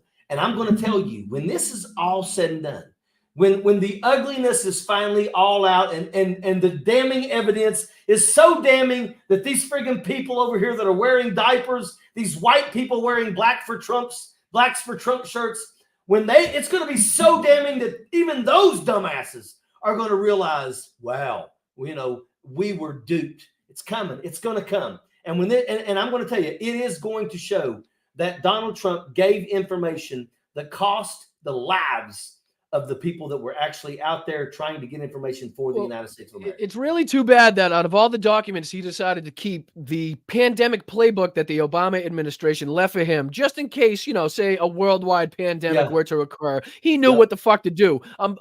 It's a shame that wasn't one of the fucking documents he decided to keep around, because that would have been really fucking helpful going forward, considering what we went through. And the fact that people forget, and the fact that he can tout, this is what really fucking chaps my ass. All right. When he's even saying it 4 years ago, look at what we were 4 years ago. Of course you couldn't fucking do this shit. You were locked down in your fucking home, scared to death that you were going to kill. We were using friggin' cooler vehicles to put bodies in outside the hospital. But the border was secure. Yeah, because nobody was fucking moving around the world, you asshole. Exactly. And they were stealing people's kids and throwing them in cages. But that's the thing, is that Donald Trump tried to monetize COVID. Before Donald Trump wanted to do anything, he said, first, let's see if we can get everybody to buy this hydroxychloroquine, which is the same shit that we took in Haiti. Still fucking pushing. Don Jr. is still pushing that. And ivermectin in his fucking little ad that he's doing for some fucking stupid pack or something. Absolute garbage. We took that bullshit in friggin' Haiti and in Afghanistan. It's malaria medication is what that bullshit is. Right. But once again, and oh, by the way, the fact that anybody could still be pushing friggin' horse dewormer, that is already proven. These people that did that bullshit, it has ate the inner lining out of their stomach. Let me tell you something. They're not going to be able to fix that. These are people that for the rest of their life, you want to make fun of people wearing diapers? You better shut the fuck up, because your ass is about to become the friggin' spokesperson for fucking colon blow, because that shit's going to be with you for the rest of your friggin' life. It is truly amazing. And before you hopped on, while I was having my difficulties there, we were talking about, obviously, Donald Trump's case and Hope Hicks' testimony. Did you happen to catch any of the testimony, any of the coverage of the testimony? Just curious your thoughts on that. I know that I know that she was crying and stuff like that and sad, but once again, she buried Donald Trump. She basically said that Donald Trump basically told her, about the hush money payment. So she absolutely let it out of the bag. I don't see no way that Donald Trump, if we're talking about, the jury, both sides got to select the jury. And let me tell you something, you may think that it don't matter. All they had to do was get one Trump supporter on that jury, and that's all they need. And that guy will save Donald Trump.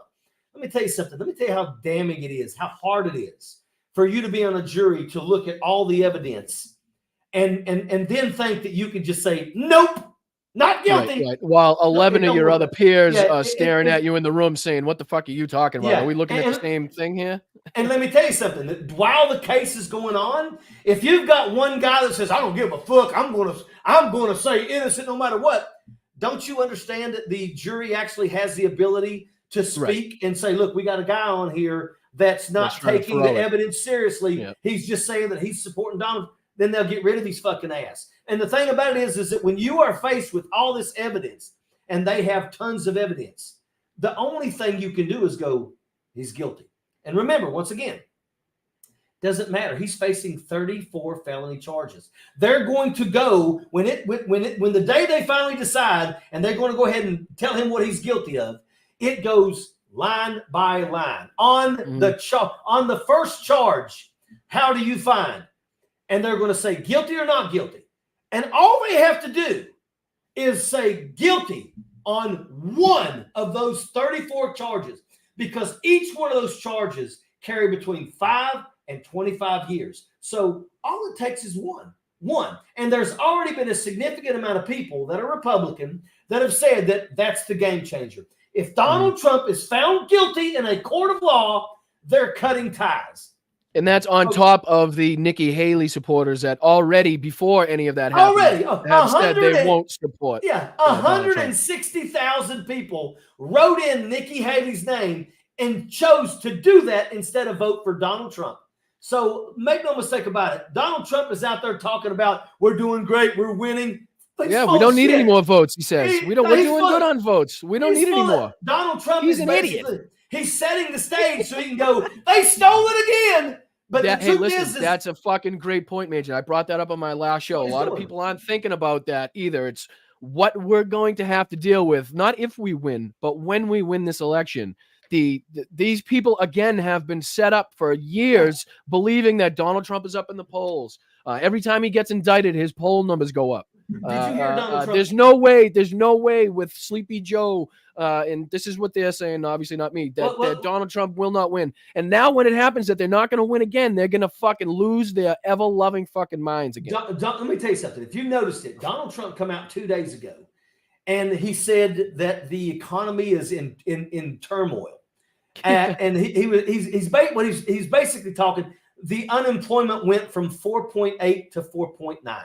Okay, right. Unemployment from 4.8 under or Donald the stocks Trump fluctuated a day or two. Yeah. But the thing is under Donald Trump, the lowest the unemployment went was like 6.9. Right. He's not even in the same ballpark with Joe Biden. But once again, that's what right. But that's what he's doing. He's basically out here painting a picture. He's telling people, "Oh, we're way ahead. We're killing it. We're winning in all these cases. They don't have a chance. I'm more than willing to testify." Let me tell you something. You're not going to see Donald Trump testify because Donald Trump does not know how to tell the truth, and his legal team knows that, and Donald Trump even knows that. So it's a dictator's playbook. It's a dictator's playbook. He's going to tell you that everything's on fire, even though he knows everything's doing well. Therefore, once he gets in office, he can pretend that like he did something to change all of these things around. And when in reality, he doesn't need to change a fucking thing because the GDP is right where it should be, even after COVID. The fucking stock market, like you said, is doing at record high. Unemployment at a record low for what, 40, 50 fucking years? Yep. So many of the PACT Act, CHIPS Act, infrastructure bill, fucking lowering prescription drug medication, inhalers. Look, I mean, at the end of the day, Donald Trump Donald Trump inherited President Obama's economy. Donald Trump's out here trying to act like he was great with the economy. He inherited the economy. Right. And then what did he do? He shut the government down within his first 90 days. And then we just kept going from friggin' shit show to major shit show with COVID. We lost and people forget the fire and fury like the world has never seen before, talking about Kim Jong-un, 1.3 million Americans lost their lives. The only reason why they were able to convince anybody that supported Donald Trump to get the damn vaccine was they said, let's just go ahead and tell everybody that Donald Trump participated and the vaccine was made up under his tutelage. And that's what they did. And then Donald Trump was like, yeah, get your shot because it was under me. Joe Biden had to completely build the infrastructure to vaccinate this country because Donald Trump did nothing but try to monetize it. Donald Trump tried. It was going to be 15 cases and it was going to be gone. The humidity was going to kill it. The heat was going to kill it. But listen to this too. His piece of shit daughter. Let me tell you something. I don't like to use the C word, but she's one of those. Right. Understand that she got patents. They made $460 million while she worked for the government. There is no on top of the $2 billion her fucking husband received from the Saudi government. The highest paid government salary is $400,000, and that's the president of the United States. But she got $460 million. Her husband got $2 billion. And oh, by the way, do you know what she got patents for? For body bags and fucking coffins. During COVID is when she did that.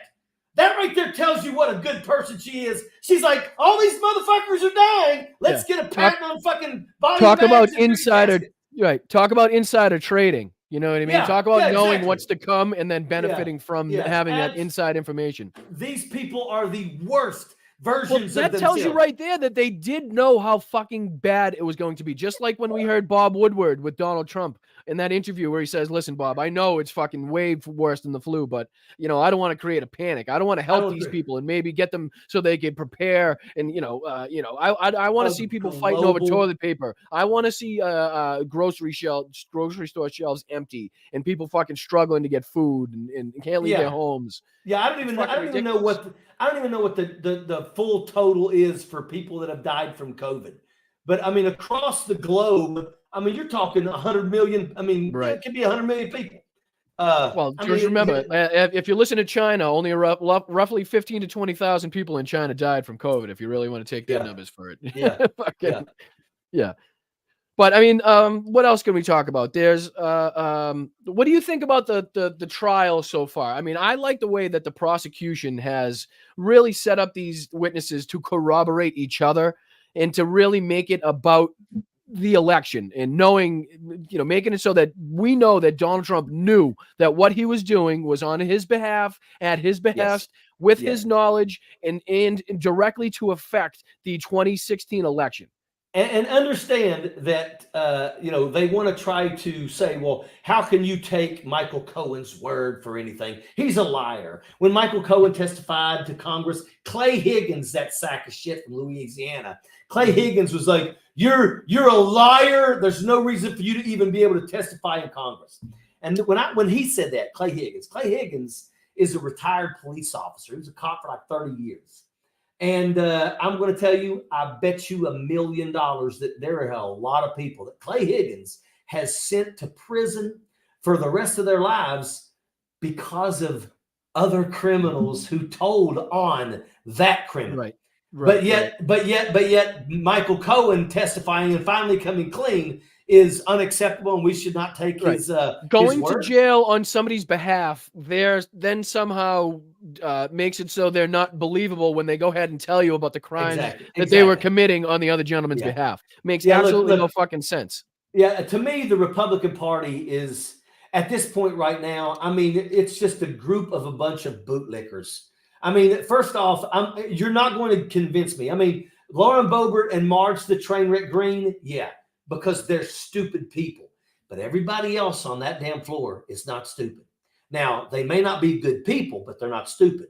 They may be supporting Trump because they think that they're going to get something from Trump at the end, or they're too chicken shit to stand up and speak the truth because they know that they have a lot of poorly educated people in their friggin' area, and they want those votes. And that's what's going on. That's why a lot of these people are playing this bullshit. If you think for 1 second that friggin' Jim Jordan doesn't know that Donald Trump is a sack of shit, you're absolutely full of it. And once again, let's look and see. What has Jim Jordan ever done for Ohio?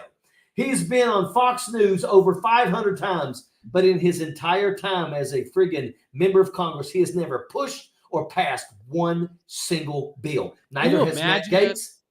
Can you fucking imagine that? Yeah, Matt Gaetz is the same way. And oh, by the way, Lauren Boebert and Marge the Trainwreck Green, they push legislation. It's just stupid legislation. Yeah, it's terrible. Basically calling for friggin' impeaching Joe Biden, and it's bullshit. But what do you think about MTG now trying to throw another wrench into the GOP in what is obviously an important election season? I mean, where do you think the Democrats should stand on either supporting Mike Johnson to a point or letting the GOP just completely self-destruct?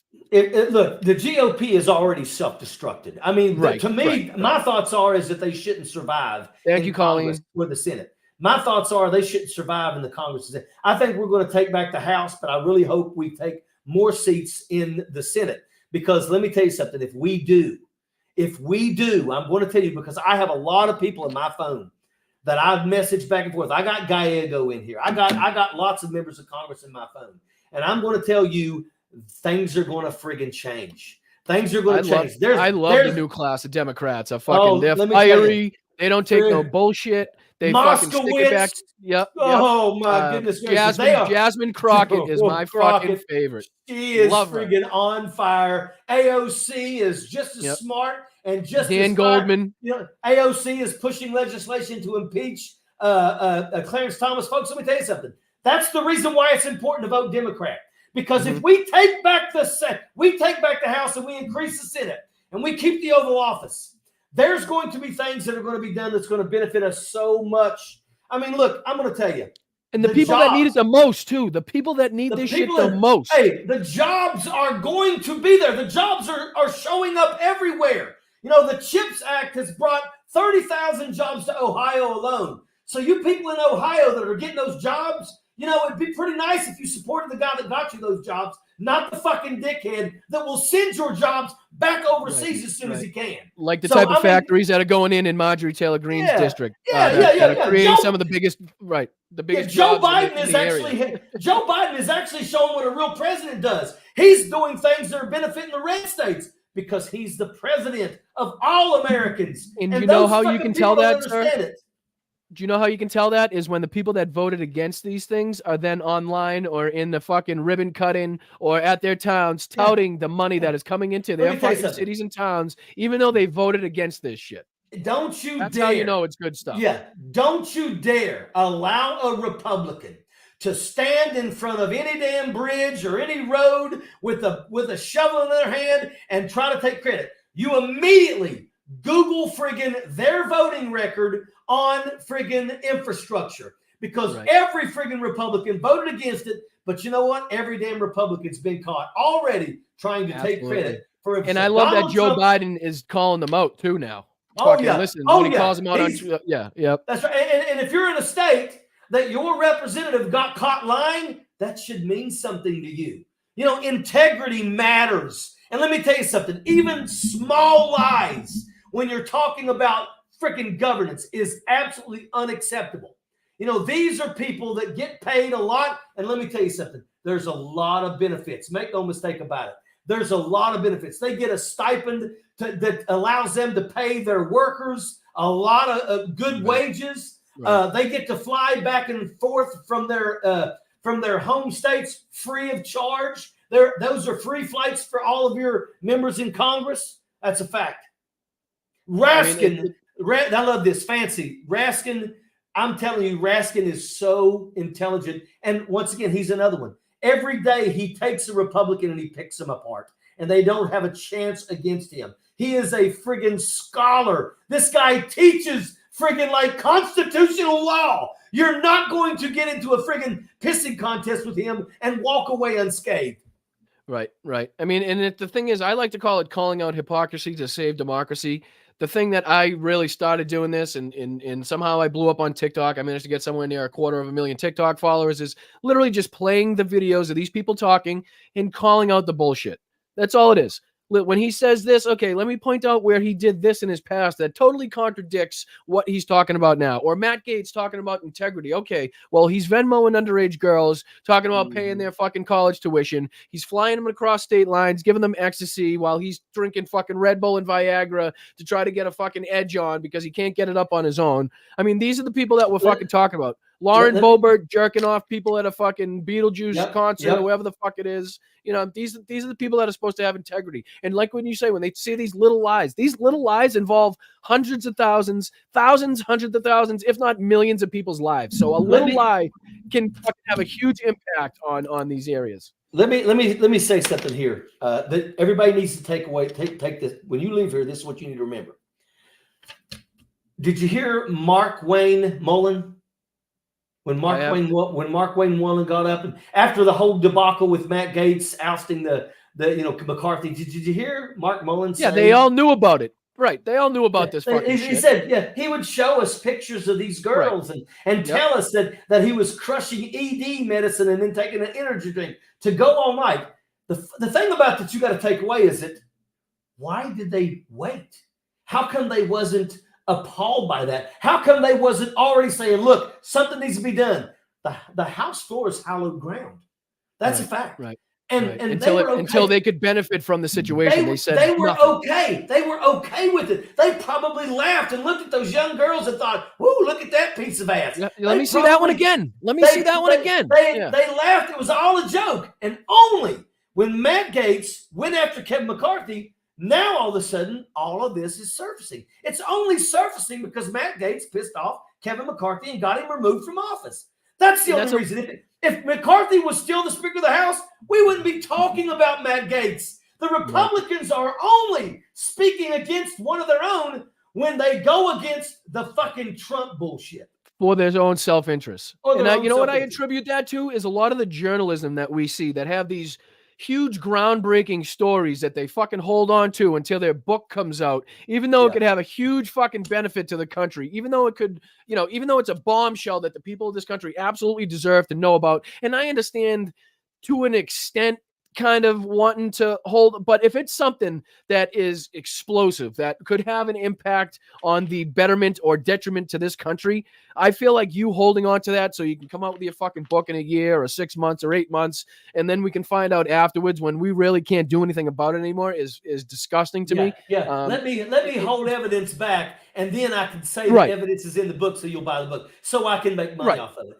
That's not exact. You're not exactly saving democracy. You're actually being quite the fucking asshole. Right, exactly. I mean, it just it blows my mind, and we saw that a lot with what was it, Woodward? I don't want to say Haberman because I'm not 100% sure, but there's a few of them that have a lot of good inside information that we have to find out way past the time of need. You know, when we need this information and when this could corroborate or you know, tell us what the fuck was actually going on in that moment in time.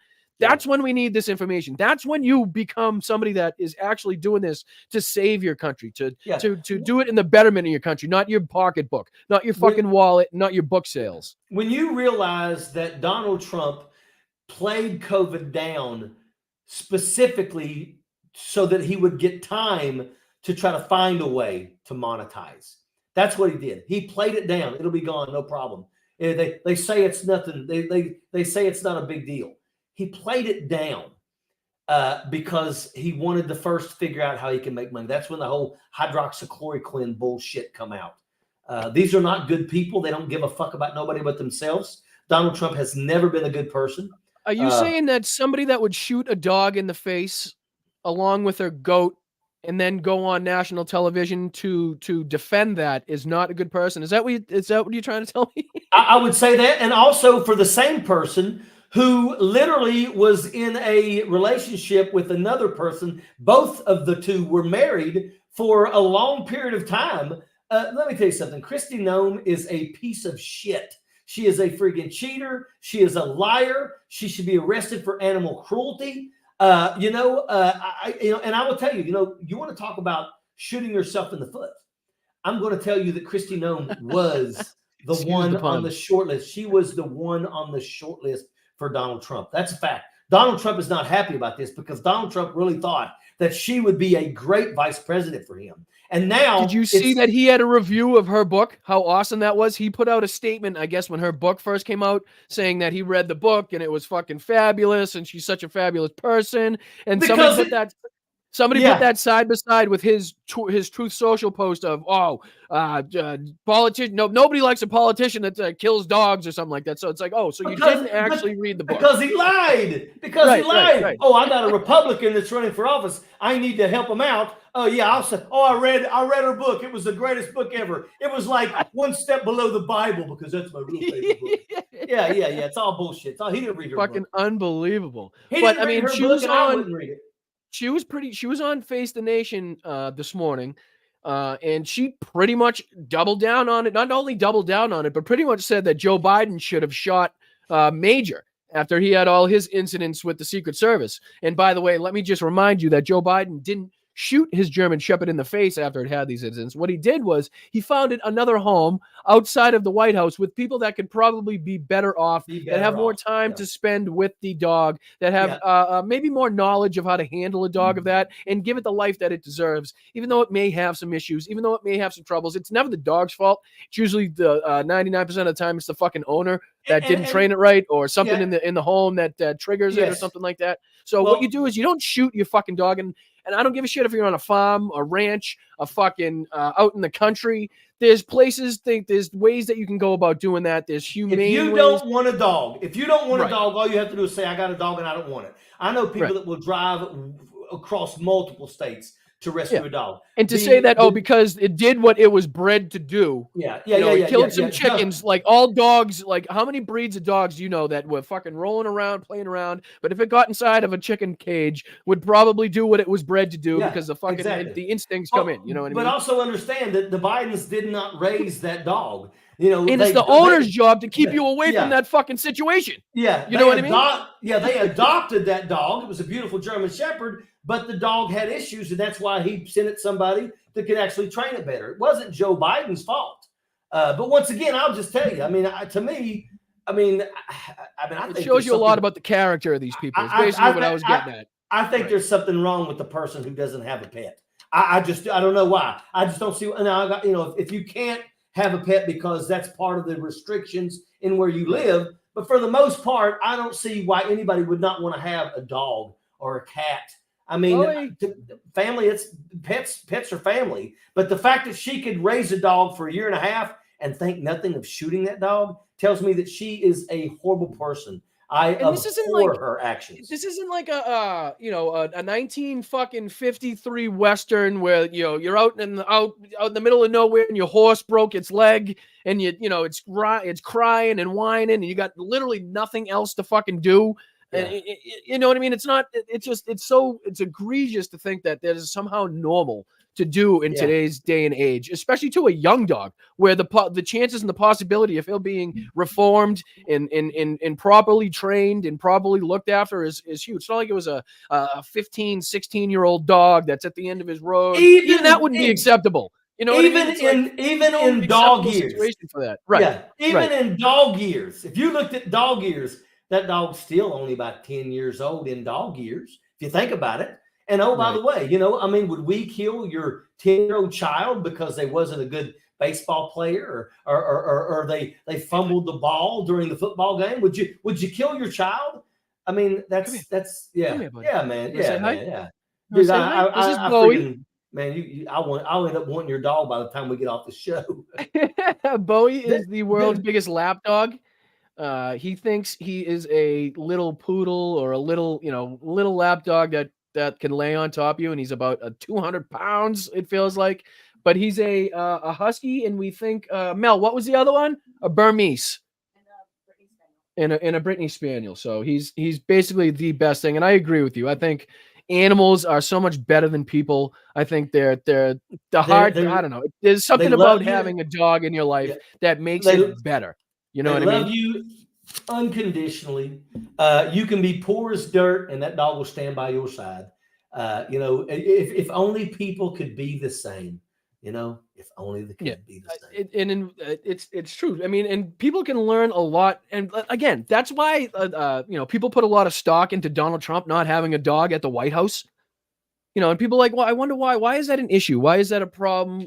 First of all, it's tradition. A lot of the presidents that we've had have been able to have the personality or the social awareness or the capability of loving something enough to have or want a pet around, something that keeps Donald from being silent. You know what I mean? Donald Trump don't want to have to compete with something that may shit the same places he shits.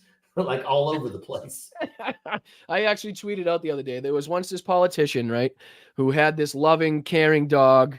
The dog did everything for this person. One day, through no fault of the dog, this politician decided to brutally murder its pet. Brutally murder this dog. And everybody's like, oh, Kristi Noem, Kristi Noem, Kristi Noem. I was like, no, that was Hitler. That's what Hitler did to Blondie. He had a German Shepherd that was the most loyal German Shepherd around, and what he did was test the cyanide capsule that fucking Himmler had given him on his pet to make sure that it would work, to make sure that it would kill in the amount of time that it would. So to sit there and give your dog that was by your side for so many years, it's beyond comprehension. It really is. It really is. Another thing I wanted to get your thoughts on is obviously the war in Ukraine. Is one of the most important geopolitical situations that we've had in a lot of years, in my opinion, since World War II in Europe. A ground attack, a ground war of this size in Europe is always a dangerous thing because of the proximities of these nations, because of the proximity of nuclear powers, because of the allies, because of the friendships and who has to respond to, say, if Poland gets attacked or, Article 5 gets triggered. I mean, it's a hairy situation when you have a ground war. But what I wanted to get your thoughts on is what's going on in Georgia right now, which seems to be piggybacking off the need and want for Ukrainian independence. I think the Georgian people now are saying, okay, this is our time to rise up, to get the corruption, to get the Russian influence out of our fucking sphere of influence. And this is our time now. To see over 100,000 Georgians come out the other night, and I'm sure there's been mass protests since, I think just goes to show the weakness And it goes to show the trouble that Russia is in if they think they have any chance of expanding. Yeah, first and foremost, Russia invaded a sovereign nation. And that's why it's important that we stand with Ukraine. It's also important that we continue to support Ukraine financially with also weapon capabilities, because, once again, they're defeating our number one adversary. That's a fact. Mike Johnson is right when he says, I would rather send bullets than our boots. And that's a fact.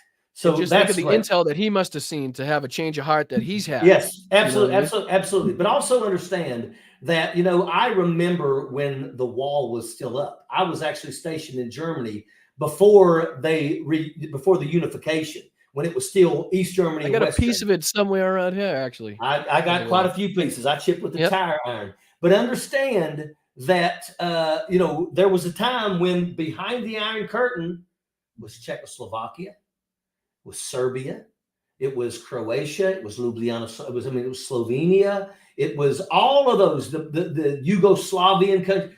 Those were all behind the Iron Curtain. And what happened was Russia would take from those places. They give very little to the people. And I'm going to tell you, when I was in Bulgaria a year ago, I went to a restaurant that was themed about what they were allowed to have during Russian control. Really? Yeah. You had every family, like old radios and stuff, that type of deal. There were 2 televisions. You got to pick between just one of the 2. Right. There were like these 4 little pieces. They were toys. All the kids could get like 2 of the 4 toys. That was it. I mean, and everything that those places created, whether it was grain, whether it was oil, whether it was anything, Russia took all that. Russia controlled all of it. Everything went to Russia. And let me tell you something. Now, a lot of those countries are no longer under Russian control, like the Baltics. We're talking Latvia. We're talking Estonia. We're talking Lithuania. They don't ever want to become being ruled by Russia. That's why they filed and they earned their NATO status. And let me tell you something. Joe Biden did a great job bringing all of NATO together and is actually being one of the main people that is pushing to continue doing what we're doing to send that daggone Russia packet. Now, in terms of Georgia, not Georgia the state, but over in Europe. Let me tell you something. Russia did the same thing for Azerbaijan. All of these places that used to be basically under Russian's thumb. And Russia slaughtered these people. Russia slaughtered these folks. And they don't want no part of Russia. And that's what we're seeing. You can see that Russian lifestyle in the war, too. Like when, say, if you look at when Ukraine retakes a settlement, the first thing they do is they start rebuilding the roads, the infrastructure, getting the water back up in place, getting the electricity back up and running, getting the shops up and running so these people have goods. When Russia takes over an area, they rape, pillage, plunder, steal, destroy, bomb. They leave it. It's almost like the scorched earth policy that Stalin implemented in World War II. Leave nothing for the enemy. Leave nothing for them to use for their benefit. No grain, no wheat, no fucking nothing. No food, no shelter, no nothing. Russia is an ice. It's literally just a country of ice. But Ukraine is the number 4 in terms of grain production. Number 4 in the world. Mm-hmm. So that's one of the things. Putin wants that because the truth is Russia don't have a lot of land that produces anything. It's cold in Russia year round. And that's so if you don't want to pay $35 for a box of pasta or $125 for a loaf of fucking bread, then chances are you want to support Ukraine in every way, shape, or form. Because we spent trillions, billions, if not trillions of dollars during the Cold War trying to get pictures. Just trying to get fucking photographs of what the Russians were doing, what they were building, what factories they had, what fucking space capabilities they had. Now, not only are we doing all of that without any of our boots on the ground, without risking any of our soldiers, besides those that have volunteered through the Foreign Voluntary Corps there. But I mean, we're literally having Ukrainian citizens say, listen, I will do the work. Just give me the equipment Give me the means to do it, and I will put my life on the line so that your boots do not have to hit European soil to take care of another fucking war. And I don't get why people don't understand that. Yeah, it's stupidity is what it is. But I'm going to tell you, if you look, Russia, their capabilities, I mean, we sit and listed them as our number one adversary. But the truth is that Russia, like all dictatorships, China's the same damn way. Mm-hmm. North Korea is the same way. You ever notice the equipment that North Korea uses on the parades? It's all the same shit. Yep. The same thing in Russia too. It's the same. Well, it's like Russia when they keep the same trucks going in a circle, but painting the different numbers on the back of them, so it makes it look like they're all different fucking trucks. Let me tell you that when they first invaded Ukraine, before they even got close to Kyiv, what a lot of people didn't recognize was there was a lot of vehicles that were wheeled vehicles that were being abandoned, left behind, easily destroyed because they had to abandon them. Now, why is that? And if you don't realize why, this is why. In the United States military, we have a thing called preventive maintenance checks and services. So one day of the week, which is usually Monday, it's called PMCS Day. And what that means is everybody is going to be in the motor pool, because I don't give a shit if you're an infantryman or you're a daggone tanker. Everybody's got equipment. Everybody's got equipment. You got Humvees, you got vehicles that are for light fighters, which is where I was my whole career in the airborne. But make no mistake about it. Every week, your life depends on the function of those vehicles being up to date. Every week, we got to make sure that the maintenance is good. But you also have to exercise vehicles. Mm-hmm. So what we found out is that Russia only exercised the vehicles that they use for parades. All their other shit just sat in the middle of the day. It sat and did nothing. So as soon as they invaded, when they got across the damn border, the tread on the tires crumbled. It was dry rotted. And I corruption too, because when Russia gets, say, just for example, say they allocate $1 million for tires for all of their new APC, whatever it is. Yeah, and so that $1 million, by the time they get down to actually buying the tires, is probably about fucking $50,000. Right, so they're buying, instead of the military grade tires that are supposed to go on these vehicles so that they last long and they can go over rough terrain and heat and ice and snow, whatever the fuck they have to deal with. They're buying the ones that will go on like a Lada or something like that, some fucking cheap ass thing, so they can pocket the rest through the channels of the Russian military.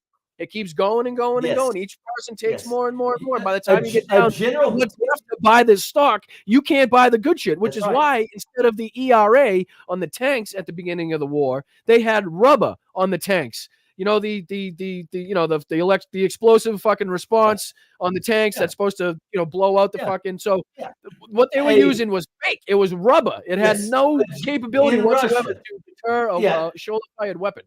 In Russia, the way it works is that the general gets a budget. They give the general a budget of millions of dollars. And the general is supposed to basically take care of everything in his unit, make sure that everybody has what they need. And instead of buying top-notch shit that can win, they're like, I'll buy mediocre shit and I'll get to keep the rest. We'll go to Temu. And that's what it is. And the thing about it is that they're being absolutely smoked. And to be honest with you, I kind of feel sorry a little bit for these people, because right now, Vladimir Putin, and if you don't realize, the death toll has started to jump back up. It's over 1,000. Now, today it wasn't 1,000. But yesterday, I think it was 800. Yeah, the last 6 days, it was all 1,200, 1,300, something like that. And of course, if you look at the equipment, it's just such Russia is losing a battalion worth of soldiers and equipment every single day. And just to clarify, that the list that is put out too, that people look at, that's nearing 500,000, is soldiers removed from the battlefield. So I know a lot of people think that is actual KIAs, when to my knowledge and to what I've read, that is just, injuries, Russian soldiers removed from the battlefield. I think France put out a report this week that they think the actual KIAs for Russia is somewhere near 150,000, which is a huge fucking number, and makes sense. If you think about the 500,000 number, you're always going to have more people be injured on the battlefield than actual KIAs as far as I've seen. But So I it's still a ridiculous number. It's a I think that because what I get, that's the KIAs, and I'm going to tell you that you can times that by 3, and that's usually how you can basically get a roundabout number of your wounded in action. And understand that, we are absolutely helping Ukraine. There's a lot of countries that are helping Ukraine. Germany has sent Leopard tanks. Poland has a very strong military. And I'm going to tell you right now, that's the last damn thing Russia wants to do. If you cross that border into Poland, you're going to get your ass handed to you. Oh, they're all building up over there too, and they're all upping their GDP to what they spend their GDP on their percentage of GDP to military. They're all upping it. The UK said by I think 2028 they're going to be upping theirs to around 3%, which I think is still a little low. Because what do you have? Everybody is applying for NATO status right now. All of what the hell is it? Estonia is up around 4-5%, I think, of their GDP they're spending on military. Those surrounding countries are the same way. So I think people would be best to heed the warnings of what's going on. And you got to look at Europe knows this a lot better than we do. So if they're preparing for something beyond Ukraine, then we have to be prepared for something beyond Ukraine. And we have to listen to Putin when he says that fucking Ukraine, this doesn't end at Ukraine. This was supposed to be a 72-hour operation too. Yeah, this was already caught. We already found that there's information that proves that Vladimir Putin literally thought that he was going to take Ukraine within 3 days. And then his plan was to go immediately into Moldova. And if he goes into Moldova, where do you think next is? It's going to be Romania. And that's exactly what, and I will tell you, he would get pushback in Poland. But Romania, I think that there would be pushback in Romania. But once again, it's not really known for its military. I'm just going to see if I can add this. I'm not sure if you'll be able to see it or not, but just so I can just show you what I was talking. France estimates that 150,000 Russian soldiers have been killed in the Ukraine war. This was 2 days ago. So this I'm not saying wrong or right, but this is just where I was getting the. Totally understand. You're totally right. I got a guy that sends me, it's Russian losses as of, so and so. It says, source indicative estimates by Ukraine's armed forces, and that's what it is. It's right now. It's saying that they've lost 474,260. Right, and another level, it's from the Kyiv Independent too, which we also have to take with a grain of salt. Anytime you're in a wartime, both sides have a reason to kind of. You know what I'm saying? So everything is taken with a grain of salt. The first thing to go out the door is the truth. but now the equipment losses. Right. Correct. 14,000 armored personnel carriers. It's APCs. I'll see if I can put it up for you. Yeah, there is a lot. This is a lot of equipment. 16,418 wheeled vehicles, 7,375 tanks. Russia right now is able to basically create about 10 to 15 tanks a month. They're losing, hell, yesterday they lost 22 tanks. There's a lot. Artillery systems, over 12,000 artillery systems. An artillery system is the gun. It's the vehicle that pulls the gun and the crew that mans the gun. Yeah. Right. So, all this, they've lost 325 helicopters. They lost more helicopters in Ukraine than they lost in Afghanistan. And that's what broke Russia's back in Afghanistan. You must remember when the United States lost its fucking mind when we reached 500 or 1,000 soldiers lost in Afghanistan. We won't tolerate my mind. But, we won't tolerate but Russians are totally different. Again, for the American people to try to get inside the mind of a Russian is fucking damn near impossible. It really but understand this. Understand this. This ends with Vladimir Putin's body being drugged through the streets of Moscow. Let me tell you something. His attacks on Odessa have confirmed that. You're absolutely right. The Russian people to attack Odessa that Catherine the Great had founded is fucking it's done. But understand that Vladimir Putin controls the media. Vladimir Putin convinces these people that this is what this is what's really going on. Vladimir Putin, that's why. And a lot of these people are not getting the right information. And he's sending them to the front line poorly equipped. They invaded Ukraine with one meal in their backpack. One meal. I mean, Imagine that's that. not. That's Well, that's not why they how thought you it was a obey. 72-hour operation. You know Yeah, what I mean? yeah, People and- forget that. This, That's by right. their own words, was supposed to be a 72-hour operation to denazify. Again, you don't hear much about the whole denazification anymore from the Russians, do you? I mean, that kind of went right out the window. I think Ukraine kind of nipped that in the bud real early when they disbanded the Azov battalion and kind of spread them around across the whole military, so that the people on the outside had nothing to point to. Because let's fucking face it, if Americans are going to point at Ukraine to say that Ukraine has a fucking Nazi problem is a fucking joke. Because we got those motherfuckers standing outside of Disneyland pretty much fucking on the daily doing the same thing with the Heil Hitler and the fucking Nazi salutes and make no mistake about it. If Donald Trump becomes the next president, the first thing he's going to do is he's going to stop all this to give his good buddy Vladimir Putin a free ride to go in and friggin' rape and pillage. That's a fact, people. If you don't know that, then you're friggin' absolutely friggin' lost in the fucking sauce. You're absolutely right. I mean, and there's so much that goes into just calling out the bullshit of all these people, because I feel like there's so much that they pile on. They kind of, what's the debate tactic? A gish gallop, when you kind of just spit out a bunch of stuff so that the person can't really pick one thing apart. So like you said, you got Marjorie Taylor Greene, Lauren Boebert, Matt Gaetz. What I'm trying to say is this is not going to end with Donald Trump, regardless if he's fucking 6 feet under and cold as a stone. If he's in jail, it's not going to end with Donald Trump. This fight is going to continue way beyond Donald Trump, because unfortunately he has poisoned the minds of so many, and he has convinced so many people that they are being subjugated and they're being abused in the two-tier justice system, and conservatives can't do anything and blah blah blah. Meanwhile, they're getting everything they fucking want. The Supreme Court's basically taken away the rights of women to choose. Now a woman, if she wants to live in a fucking certain state or she has to move, she's got to decide, okay, what state do I want to live in case I get pregnant? I will actually be able to have the health care that I fucking deserve to have. That is not a right. That is not women having equal rights as men, because I don't have to decide that. No, I don't have to think about that when I move. But that's exactly what Donald Trump is saying. Now, he's trying to walk it back a little bit because he knows that it's pretty blown up in his face. But make no mistake about it, Donald Trump absolutely is basically saying that, the women in a state, if the government wants in that state, can manage their menstrual cycles. I mean, if you guys want to enjoy a land that is free, then you have to vote for people that believe in freedom.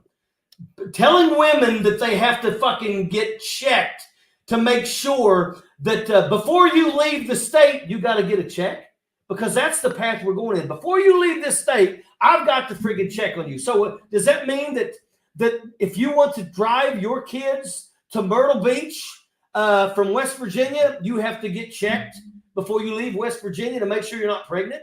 And that if you are pregnant, then you better be pregnant when you come back. I mean, if we're going to allow that kind of bullshit to be thrown upon the women in this country, and that's exactly what it is, and the women support this, you fucking Karens better get your fucking heads out of your ass. You are literally giving away your friggin' freedoms. And make no mistake about it, it won't be long, and they'll try to go back to a point when they'll say, well, we don't want a woman to be able to get a bank loan or a credit card unless she gets co-signed by a man. Do we want to go back in that? Do we really want to go back to that bullshit? Because that's the way Donald Trump is taking us backwards, and Joe Biden is taking generations too, not by a few years. I mean, these people want 1950s style, fucking whites in one area, blacks in the other. Don't talk to me type of bullshit. Keep the woman in the kitchen barefoot, cooking my dinner.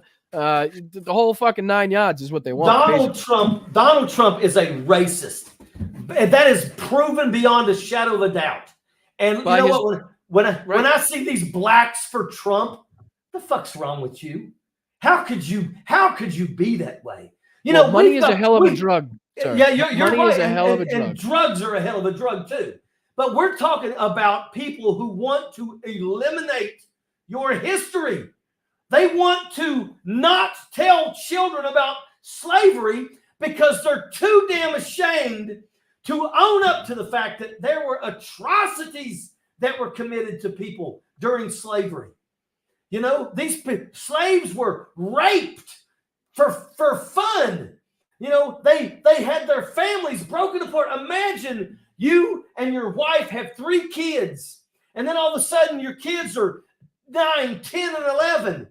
And then all of a sudden they're taken away from you and sold to somebody else. That was reality for slaves. Only to grow up and have your ancestors not be able to learn the history of that, because the white people in our country are burning the books. We are burning. We have book burnings in this country.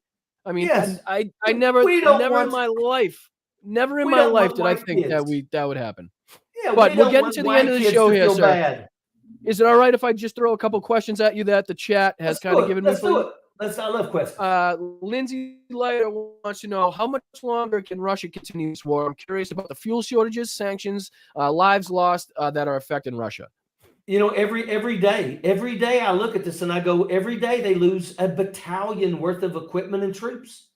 So, you know, I'm like, I don't see how he can continue. Right now, Vladimir Putin is holding on for dear life. And what he's holding on for is, please let Donald Trump win so he can save friggin' Russian Vladimir Putin. People don't understand the cleansing that Vladimir Putin is performing on his own country, because the people that he is sending to their deaths, to these dank, cold, wet, dangerous, deadly pits of disease and warfare and fucking disgustingness. This is what these. I mean, if you take the time and believe me, since this war has started, and I'm not talking about 2022, I'm talking about 2014. I have been watching film. I have been watching video of what's going on in this war, and right now, the videos that I'm seeing is a lot of the Russians are ending it themselves. I'll put it just to say, okay? They're not waiting for that drone to drop a fucking grenade on them. They're ending it themselves because they're sick of being in that pit, that stanky fucking cold pit of mud and shit and piss and dead animals and blood and guts.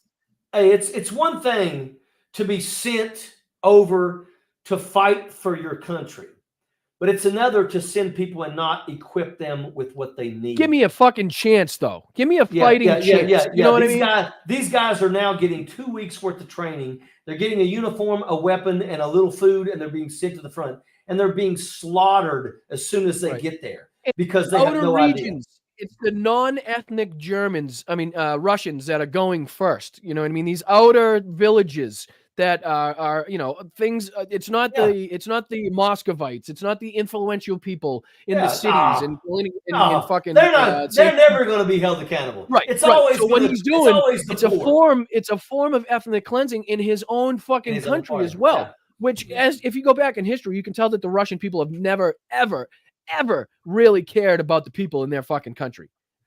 Cared about the people in their fucking country. Never. So, I don't know. It's just, you have to understand that when we look at that 500,000 number, the Russians will not see that in the same light. So there's not a point.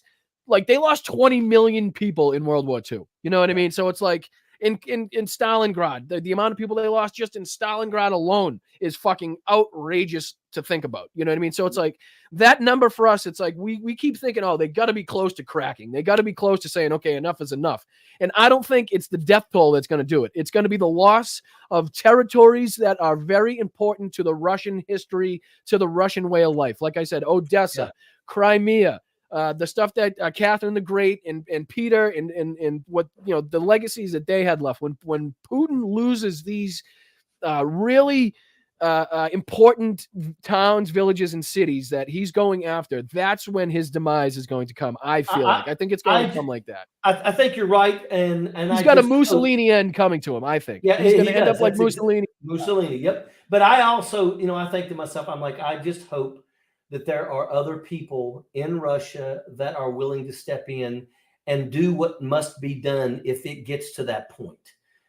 Because let me tell you something, I always have to say, Russia's a nuclear capability.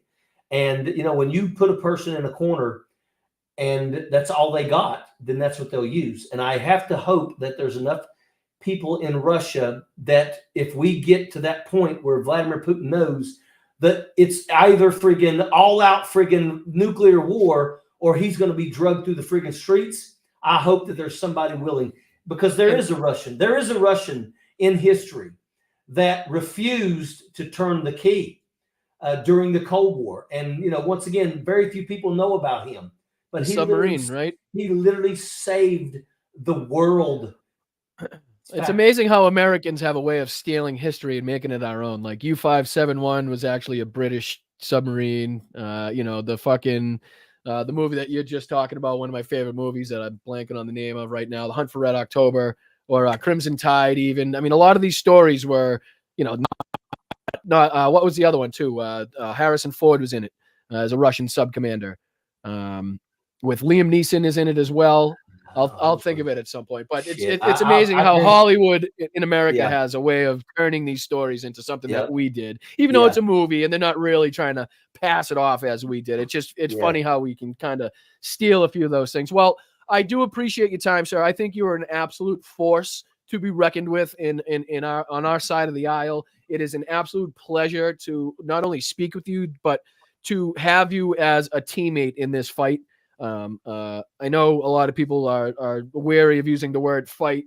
I kind of go back and forth where sometimes it's silly to say, but sometimes I really do feel like it is a fight. You know what I mean? You really have to wake up every morning and want to dig into this shit and call it out and continue to make sure that people know that Donald Trump's Project 2025 and what he came out in the Time magazine saying how he wants fucking states to control women. I mean, look at what his plans are. Don't take our word for it. Don't take Major's word for it. Look at Donald Trump's 2025 plan. He lays it out in full detail what he wants his country to look like. And what he wants his country to look like is nothing like fucking America should look like. So, sir, I appreciate your service. I appreciate your time. I apologize about the beginning. Like I said, I'm on a floating fucking studio here. No, so. we got it now. You know, as long as you send it to my email, I'll be good. I would ask everybody. I do a nightly live at 8:30 Eastern Standard Time on Ojeda Live on YouTube and on Facebook. I also have. I'm the founder of the Turn Left Pack. So it's turnleftpack.org, and go there because we have a billboard fund that allows us to be able to put billboards up, busting out people like Ted Cruz, Carrie Lake, and Lauren Boebert. But we also have some really cool merchandise. Get yourself a Jackaloon shirt that's got Lauren Boebert on it or Donald Trump. We have a Cancun Cruise shirt. These are all union made and they ship immediately. So get you an Ojeda Live shirt and tune in and watch what I got to do every night at 8:30 Eastern Standard Time. Brother, I appreciate you. No, if you don't, anytime you need me on hold Blood on. Politics, I got you one thing. Okay. Thing. I want to play this for you, my friend. I want to play this for you. Okay. Let people know what's going on. I know I'm sorry to take up a ton of your time here. Add to the You're stage. good. Add to the stage. How the fuck do I do this? I'm gonna play this. Maybe they can just hear it. I don't hear nothing.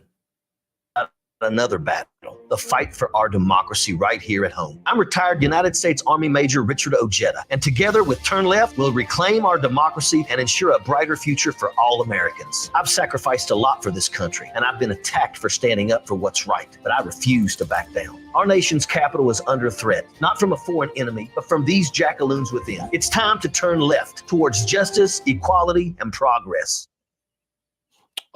Honestly, I couldn't support you in your endeavors any more than I possibly do right now. I think that is unbelievable. I think that is exactly what we need to get even the down ballot candidates. We have to understand that the down ballots are just as important, if not more important than the main fucking figures on here, because we can't let these people get in our school districts. We can't let them get in our fucking, just the town meetings even, or the HOA meetings, even down to the fucking most minute places. Make sure you're out there going to your school board, everything. The reason why they were able to dumb down education is the Republicans spent decades attacking on the state level. And that's how come they have taken over our damn education, and they're trying to destroy it for the next generation. Because why? Because a poorly educated population is an easily controlled population. Hey, you need to friggin' learn, research, get the facts, and then friggin' stand on them. I appreciate you, brother. Appreciate you. You're going on a big trip coming up soon, I heard, right? I'm hitting Europe for 25 days. I go to Europe about every year or two. I did 55 days last year. I'm doing 25 days this year. I'm going to drive everywhere. So tune in to Ojeda Live on Facebook and YouTube. And watch the videos. My dream is to follow the Allied path through Europe, through Normandy, through the hedgerows, through the whole. I want to see it all. I want to see the camps.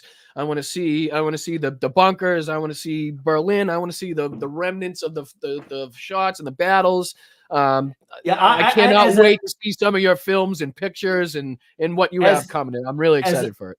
As a master rated parachutist, I actually can get involved and do one of those tours where I actually parachute in and then go that path. Happens all the time. There's a specific awesome group. Would that be? Yeah, I just got to find the damn time because it's also a little expensive because you have to buy the old World War II. Even as a service member or a former service member? Yeah, because at the end of the day, we're jumping with this organization. Gotcha, you can be a part of it, but it's I mean, it's pretty cool. I'd love to be able to jump. I've got 125 static line. I got 2 free fall. But I would love to put Normandy on my jump record. Oh my God, how incredible would that be? Like I fall asleep probably 9 out of 10 nights watching World War II documentaries. Dude, I watched the Band of Brothers. World War II. I watch Band of Brothers. How many times? In the Pacific. I watch it about once every 2 months. Seriously, I watch Band of Brothers. Dude, the Pacific is one that people don't know about as much. That's a fucking killer series, man. The Pacific is just as good as absolutely Band of Brothers. Band of Brothers. It is just as good. The Pacific focuses on the Marine fight in the Pacific. And let me tell you something. It's worth watching both. Like I said, I'll watch Band of Brothers. I just watched Pacific. I finished Pacific 3 days ago.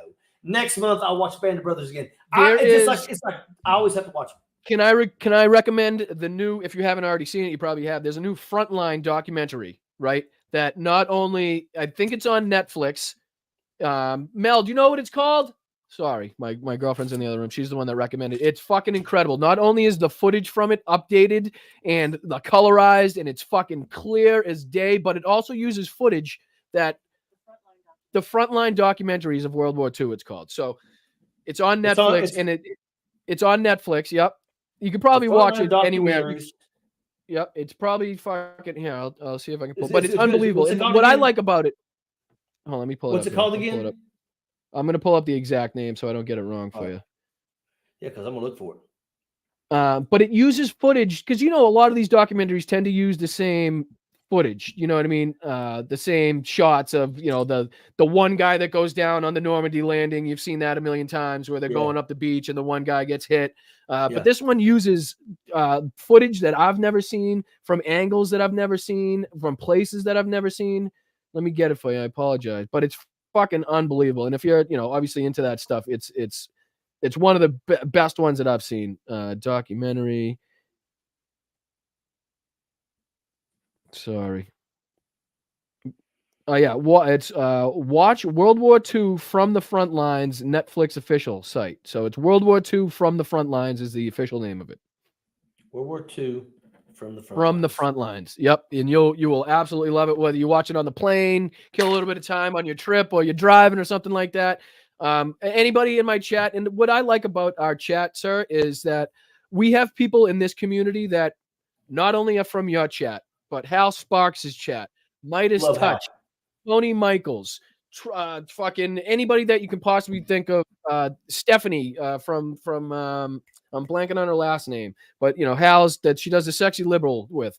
But all of these people congregate in all of these chats, and they support people like you and people like me and people like Tony Michaels and Hal with everything they possibly can. So I appreciate from the bottom of my heart the people on here that are absolutely going to go to turnleftpack.org and support your organization, support the candidates there, and the people that support me on the show. I truly appreciate it.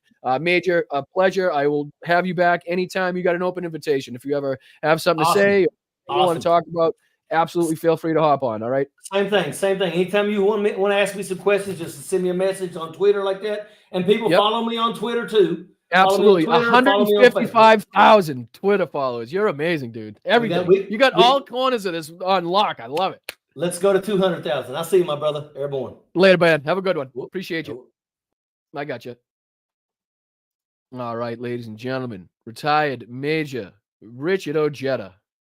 Unbelievable. We spent the whole time talking to him, and I guarantee I could talk to him for hours on end. We literally didn't even touch the surface of some of the World War II stuff that I like, some of the movies that we like. Thank you guys in the chat. I do apologize that I didn't get to a ton of questions, but the stuff that we were talking about was just so engaging for me that I kind of spaced on that. So if you did have a question, I apologize. Mel even had to come in and give me her phone a couple times. I'm sorry. I really am sorry, but that was amazing.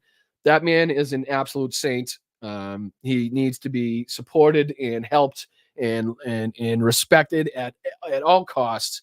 And I appreciate him taking the time to come on the show.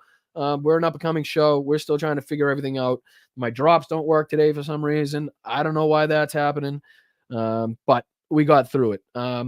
Because it's Mel's birthday and because it's Cinco de Mayo, I am going to get out of here a little earlier than we usually do. I hope you guys have a great weekend. Make sure, if you haven't yet, to smash that like on the way out of there. If you could think about hitting that join button and becoming a channel member for literally less than a Snicker bar, less than a Reese's a month, you could become a channel member and help support independent creators like myself who have no one above them telling them what they can and cannot say. It will allow me to, like I said, continue to bring this stuff. I don't know if you can see it, but I got lights and cameras and soundboards. They don't work right now, but I do have them. But we're going to continue to expand. The camera I got is a really good camera, and all I got to do is get a graphics card, and we should be able to do some pretty cool things with the camera. We're going to continue to go. I appreciate your time. Peter, I see you in there. Pokey, Loketa, Tanya, thank you for your services. Jesse James, who else? Dawn, One Dear Mom 72, Adrian New, I appreciate you. Sicko Fit, Independent. Everybody that's in here, everybody that supports this, everybody that fought through the Vaseline camera, the Wi-Fi issues. I'm sure I'm a little bit glitchy and was a little bit glitchy in the end. So I do appreciate you guys sticking around. I hope you guys enjoy the rest of your weekend. I'm going to go spend some time with some loved ones. And that's what it's all about. Make sure you guys continue to call out the hypocrisy to continue to save democracy. And until next week, I'm Boston Brian. Hopefully we have another great guest. If not, we'll still have a shitload to talk about. I promise you. So enjoy the rest of your weekend. Let me see if I can get out of here and play the right thing as I need to. And it goes like this. What happens? Oh, no, I think it's broken. I don't think it's gonna.